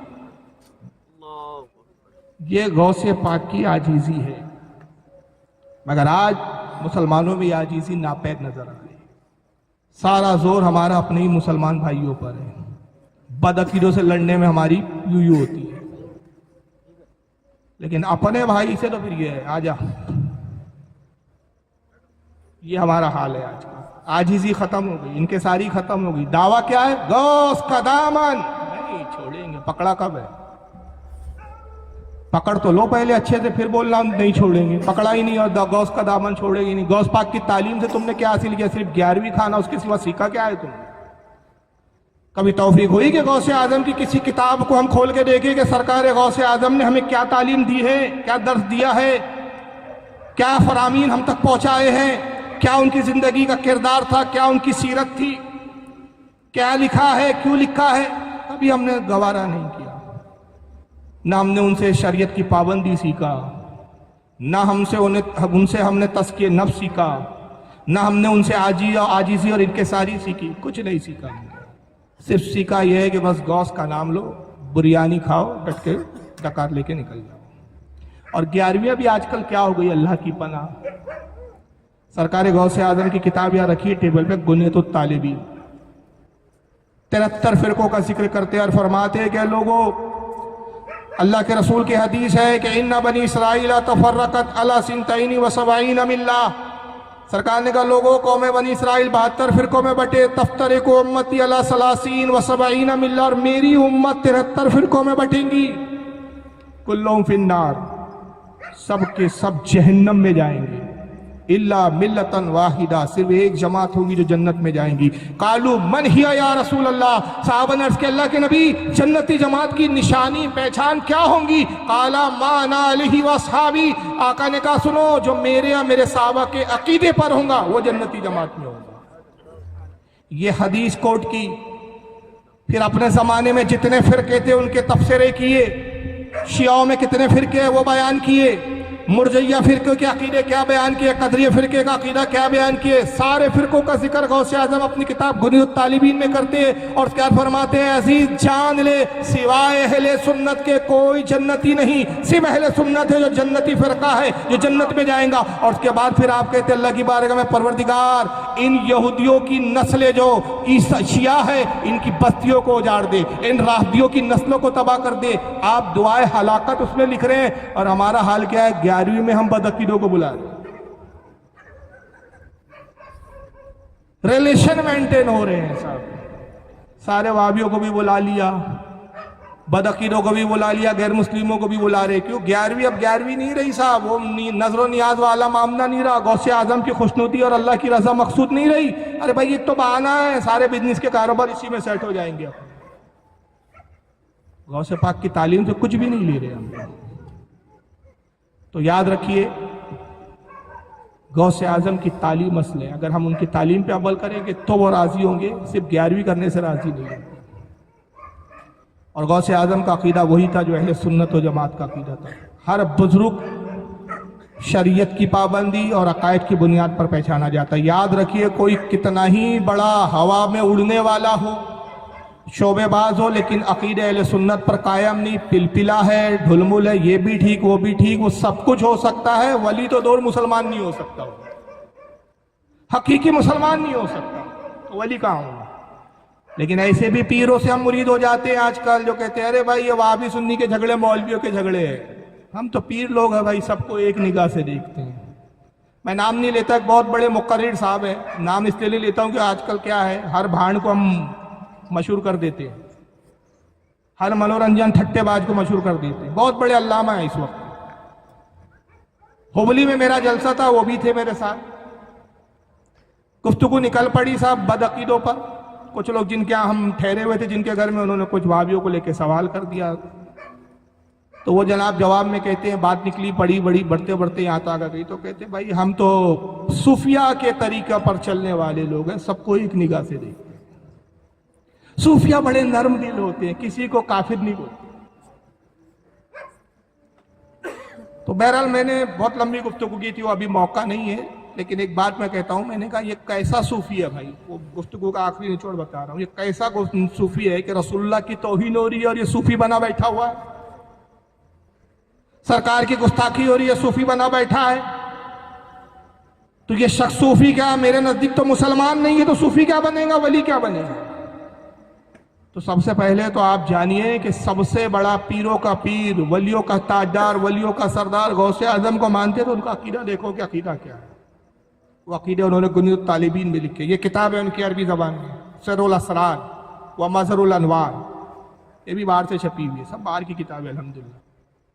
اس میں انہوں نے عقائد کا بیان کیا ہے. شرفۃ الغائب ہے, فتح الربانی ہے, گنید الطالبین ہے.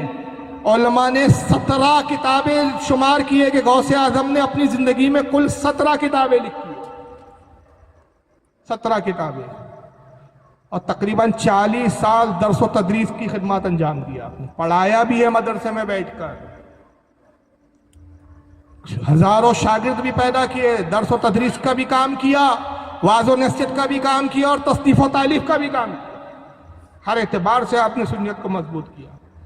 حتیٰ کہ سر الاسرار کتاب کے اندر آپ اپنا عقیدہ بیان کرتے ہیں کہ لوگوں, میرا عقیدہ یہ ہے کہ اللہ کے نبی صلی اللہ علیہ وسلم کا نور سب سے پہلے خلق کیا گیا, اور حضور کے نور سے ساری کائنات کی تخلیق ہوئی.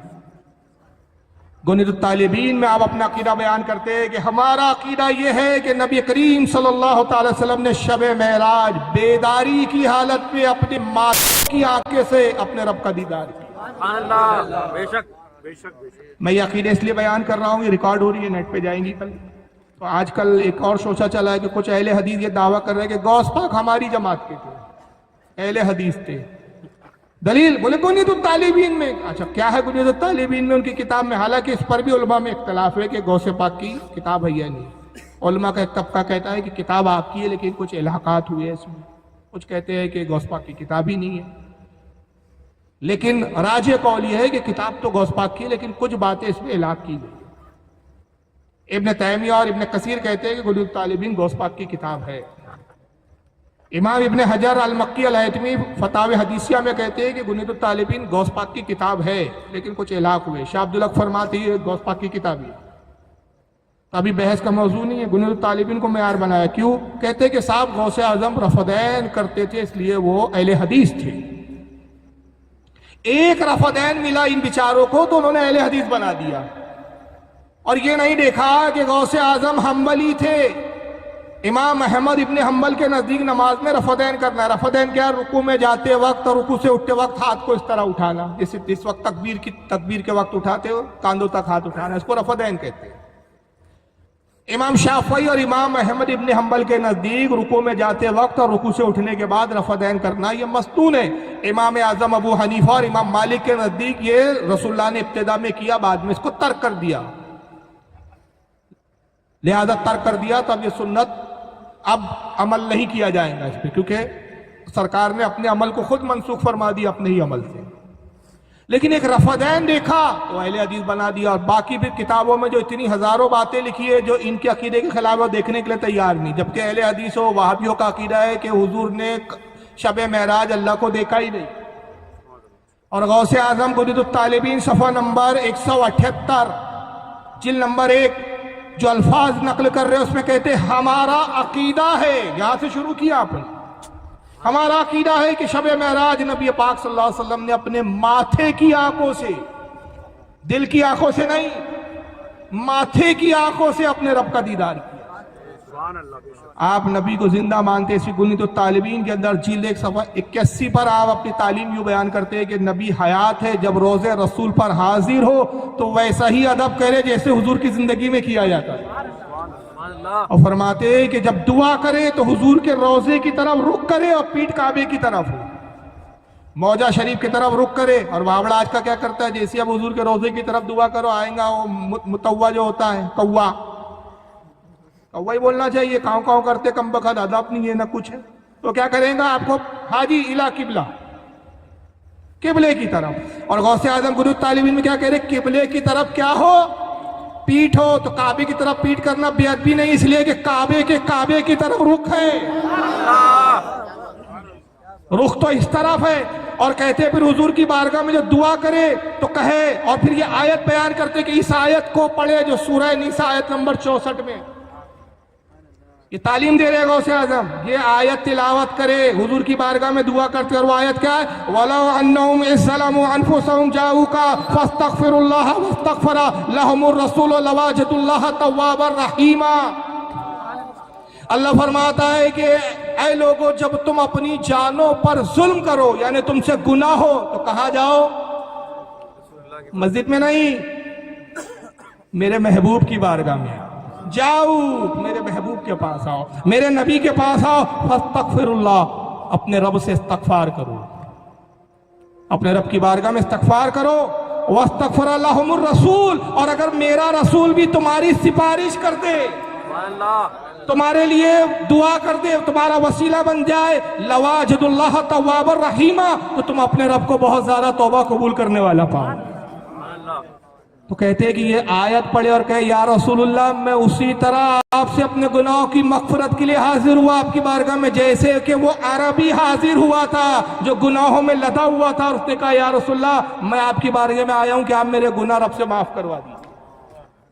یہ گناہ طالبین میں لکھ رہے گا اس میں، مگر یہ اہل حدیثوں کو یہ نہیں لکھ رہا ہے۔ آپ فرماتے ہیں کہ خضر علیہ السلام زندہ ہے، آپ بھی کہتے ہیں خضر اب زندہ نہیں ہے، مر گئے، ختم ہو گئے، موسیٰ کے دور میں ہی ختم ہو گئے تھے، بولے دلیل روایت کچھ نہیں۔ غوث اعظم فرماتے ہیں، طالبین میں ہی لکھ رہے ہیں، جلد نمبر 2 صفحہ 426 پہ فرماتے ہیں کہ خضر علیہ السلام زندہ ہے، حضرت الیاس زندہ آسمانوں میں ہے۔ یہ دونوں پیغمبر اختیار، اور اللہ تعالیٰ نے اختیار کے ساتھ ان کی صلاحیت اور قوت کتنی دی، ہر سال حج کے لیے زمین پر تشریف لاتے ہیں، کعبۃ اللہ کا طواف کرتے ہیں، ایک دوسرے کا حلق کرتے ہیں، سر منڈواتے ہیں۔ یہ غوث پاک گنوت طالبین میں لکھ رہے ہیں، وہابی جی اس کو چھوڑ دے رہے ہیں۔ اور شیخین کے بارے میں آپ کا عقیدہ کیا ہے؟ یہ آج کل بڑا چل رہا ہے علی کا پہلا نمبر، غوث پاک سے بڑے ہو آپ، غوث پاک سے بڑے ہو۔ آپ فرماتے ہیں کہ تمام انبیاء کے بعد سب سے افضل ابو بکر صدیق ہے۔ گنوت طالبین جلد نمبر 1 صفحہ نمبر 196 196 پہ لکھ رہے ہیں، تمام انبیاء کے بعد سب سے افضل کون ہے؟ ابو بکر صدیق، پھر اس کے بعد حضرت عمر فاروق، پھر اس کے بعد حضرت عثمان غنی، اور پھر کہتے ہیں اس کے بعد حضرت مولا کائنات علی، چوتھے نمبر پہ حضرت علی۔ کون کہہ رہا ہے؟ جو علی کا شہزادہ ہے۔ تو اب ہم علی کے شہزادے کی مانیں کہ آج کے جمعہ 8 دن کے مدرسے کے مولوی صاحب کی مانیں؟ اور پھر فرماتے ہیں کہ ابو بکر صدیق خلیفہ برحق ہے۔ اور پھر ایک روایت نکلی، کہتی کہ روایت ہم تک مستند ذرائع سے پہنچی، یہ ان کے الفاظ میں ایک ابھی وقت نہیں ہے کیونکہ اشارہ ہو گیا، ورنہ ارادہ تو یہ تھا کہ میں کتابیں لایا اس لیے تھا، صرف دکھانے کے لیے نہیں، کہ بے عینی عبارتیں پڑھوں۔ میں نے نشانات بھی لگا کے رکھے، چٹیاں لگا کے رکھی ہے اس میں کہ کھولوں پڑھوں، لیکن وقت نہیں ہے، اتنا وقت ہی نہیں ہمارے پاس، اشارے ہو رہے ہیں کہ بھائی ختم کرنا ہے، بس عین پہ آ گیا ہوں، تو میں اپنی زبان میں دہرا دے رہا ہوں اس کو، کوشش کریں گے کہ جو میں بول رہا ہوں اس کو اسکین کی شکل میں ہم ڈال دے بعد میں۔ جی آپ کیا فرماتے ہیں کہ ابو بکر صدیق خلیفہ برحق تھے؟ یہ روایات ہم تک معتبر ذرائع سے پہنچی کہ خلیفہ بننے کے بعد 3 دن تک آپ منبر پر آئے۔ یہ غوث پاک لکھ رہے ہیں، یہ ان جاہل مولویوں اور جاہل پیروں کو سبق حاصل کرنا چاہیے جو اپنے آپ کو قادری تو بولتے لیکن غوث اعظم کے عقیدے سے انحراف کر رہے ہیں۔ کہتے 3 دن تک حضرت ابو بکر صدیق منبر پہ اور کہا لوگوں اگر تم میں سے کسی کو میری خلافت پر اعتراض ہو، اگر ایک شخص بھی میری خلافت پر اعتراض کرے تو میں ابھی تخت خلافت سے اترنے کے لیے تیار ہوں۔ یہ غوث پاک لکھ رہے ہیں، تو فرماتے ہیں کہ 3 دن جب آپ اعلان کی تو سب سے پہلے جو شخص اٹھتا تھا وہ حضرت علی ہوتے تھے، اور اٹھ کے کہتے تھے ابو بکر آپ ہمارے خلیفہ ہیں، جس کو رسول نے آگے بڑھا دیا، اب ہم میں سے کسی کی مجال نہیں کہ ہم اس کو پیچھے کر دیں۔ یہ غوث اعظم اپنا عقیدہ بتا رہے ہیں۔ امیر معاویہ رضی اللہ تعالیٰ عنہ کے بارے میں آپ فرماتے ہیں کہ لوگوں امیر معاویہ کے بارے میں اپنی زبانوں کو خاموش رکھتے ہیں۔ حضرت علی سے جو ان کے اختلافات ہوئے، حق علی کے ساتھ تھا، ان سے خطائے اجتہادی ہوئی، لیکن چونکہ صحابی ہیں اور امام حسن نے ان کی خلافت کی بیعت کر لی، انہیں مملکت اسلامیہ کا بادشاہ تسلیم کر لیا اور ان کی خلافت پر صحابہ کا اتفاق ہو گیا، لہذا ہم اپنی زبان تان و تشنیع نہیں کرتے، ہم ان کا ادب و احترام کرتے ہیں۔ یہ غوث پاک کہتے ہیں۔ اور اختیار اولیاء کے تعلق سے کیا فرماتے ہیں؟ کہتے ہیں کہ اللہ تعالیٰ نے ولیوں کو کیسے اختیار دیے۔ میں ان کی عبارت پڑھ رہا ہوں کیونکہ عبارت بڑی زبردست ہے، اپنی زبان میں کہوں گا تو مزہ نہیں آئے گا۔ فتح الغیب صفحہ نمبر 68، بڑی پیاری بات کہی ہے غوث پاک نے کہ ولیوں کو اللہ نے کتنے اختیار دیا. آج وہاں بھی بولتا ہے کہ محمد صلی اللہ علیہ وسلم کو اختیار نہیں ہے. جس کا نام محمد و علی ہے اس کو اختیار نہیں ہے, اور ہم اس کو 11ویں میں بلا رہے ہیں اسے وابڑے کو.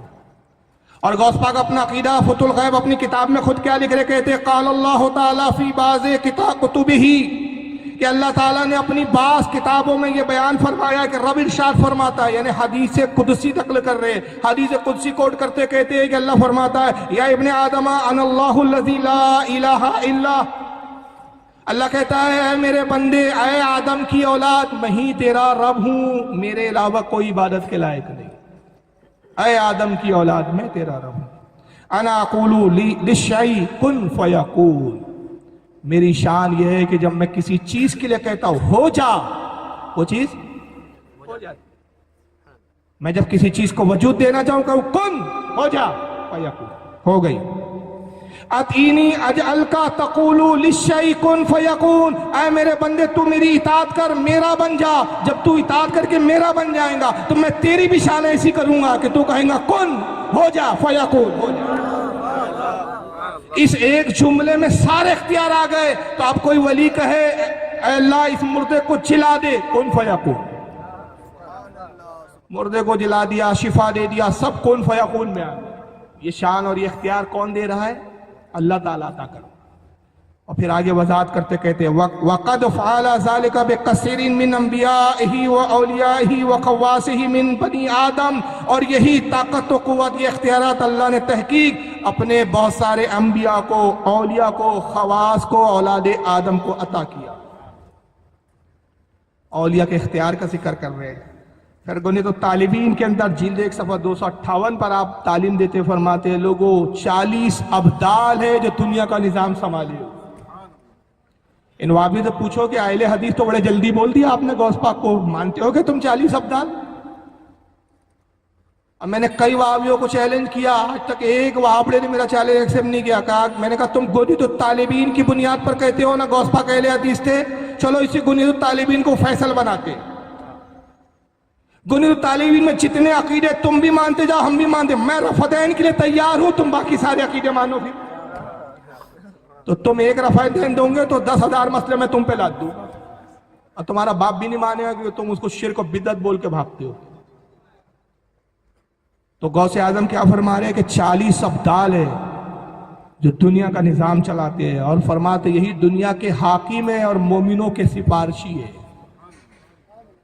قبروں کی زیارت کے تعلق سے آپ عقیدہ بیان کرتے ہیں. گنیت الطالبین جلد 1 صفحہ 178 پہ کہتے ہیں ہمارا عقیدہ ہے, غوث پاک کہتے ہیں ہمارا یہ عقیدہ ہے کہ میت اپنے زائر کو پہچانتی ہے. جب کوئی قبر پہ جاتا ہے تو مردہ غافل نہیں ہوتا بلکہ پہچانتا ہے کون آیا ہے مجھ سے ملاقات کرنے کے لیے. اور پھر فرماتے بالخصوص جب جمعے کے روز طلوع فجر سے لے کر طلوع شمس تک اس کے پاس لوگ جاتے. یہ بھی ہمارا عقیدہ ہے کہ الحمدللہ عام مردہ پہچانتا ہے تو ولی کے پہچاننا شناخت کا پھر کیا عالم ہوگا. آج سارا وہاں بھی چلاتے تعویذ گلے میں ڈال دیا, شرک بدعت, شرک مشرک, تعویذ لٹکانا شرک, تعویذ لٹکانا شرک. لیکن غوث پاک اپنا عقیدہ کیا بیان کرتے ہیں؟ گنیت الطالبین جلد نمبر 1 صفحہ 130 پر آپ بیان کرتے ہیں کہ مندرجہ ذیل تعویذ لکھ کر گلے میں ڈال دیا جائے. یہ بخار کا تعویذ ہے, کتنا ہی شدید بخار ہو یہ لکھ کر تعویذ گلے میں ڈالو, بخار چھو. اور تعویذ کے الفاظ کیا لکھے غوث پاک نے, وہ ذرا سن لیجئے کتنے بڑے پھر یہ غوث پاک پہ لگائے یہ شرک کا فتویٰ. سنیوں کو بیچاروں کو سب پہ سنیوں پہ فتوے لگے. تعویذ کے الفاظ لکھ کے دے رہے کہ یہ الفاظ کاغذ پہ لکھے, بڑا شدید بخار ہو تو تعویذ یہ الفاظ تعویذ میں لکھ کر کاغذ پہ لکھ کے تعویذ بنا کے گلے میں ڈال دو. اور الفاظ کیا ہے؟ بسم اللہ الرحمن الرحیم وباللہ محمد رسول اللہ یا نار کونی بردا وسلاما علی ابراہیم وارادوا به قیدا فجعلناهم الاخسرین. اللہم رب جبریل و میکائیل و اسرافیل اشفی صاحب هذا الكتاب بحوالک و قوتک و جبروتک یا ارحم الراحمین. یہ الفاظ لکھو. پھر کہتے ہیں امام احمد ابن حنبل کو بخار ہوا, یہ بھی نقل کر رہے ہیں آگے. کہتے ہیں امام احمد ابن حنبل کو بخار ہوا. امام احمد ابن حنبل فرماتے یہی تعویذ لکھ کر میرے گلے میں ڈالا گیا. بخار ایسے غائب ہوا جیسے مجھے بخار تھا ہی نہیں. اور یہ روایت ابن قیم جوزیہ نے بھی لکھی ہے، وہابیوں کے بہت بڑے علامہ ابن قیم جوزیہ، زاد المعاد اس کی کتاب ہے، جلد نمبر 4 صفحہ 291 پہ یہ ابن قیم جوزیہ نے بھی لکھا ہے، شاگرد ابن تیمیہ کے جناب. اس میں ایک توجہ دلا رہا ہوں، تعویذ میں نام کس کے ہیں؟ میکائیل، جبریل، اسرافیل. کون ہے یہ؟ فرشتے ہیں، اور ہمارے نبی ان سے بھی افضل. تو جب فرشتوں کا نام ڈال لو تو بخار بھاگ جائے، رسول اللہ کا نام ڈال دو تو بیمان نہ بھاگ جائے، شیطان نہ بھاگ جائے. تو فرشتوں کے نام کے تعویذ سے بخار بھاگ رہا ہے، تو حضور کے نام کا تعویذ اگر پہن لیا جائے تو خدا کی قسم شیطان بھاگے گا، اور اعلیٰ حضرت کے نام کا تعویذ پہن لیا جائے تو وہاں بھی بھاگ جائے گا. یہی نتیجہ نکلا نا بھائی. کبرا اور سگرا بنا رہا ہوں میں اس سے یہ تو اس سے یہ. بھائی جب فرشتوں کے نام کی تاثیر یہ ہے کہ بخار بھاگ جائے، تو رسول کے نام کی تاثیر کا عالم کیا ہے؟ ابو بکر صدیق کی نام کی تاثیر کا عالم کیا ہوگا؟ خلفاء راشدین کی تاثیر کا عالم کیا ہوگا؟ اور خود غوث اعظم کا اگر نام لکھ دیا جائے تو بہرحال یہ غوث پاک کی تعلیمات ہے، ہمیں ان کی تعلیم پر عمل کرنا چاہیے. بہت ساری اور بھی باتیں، لیکن وقت کی قلت کی وجہ سے اس کو میں اختتام کر رہا ہوں. چلیے آئیے صلاۃ والسلام کے لیے کھڑے ہو جائیں.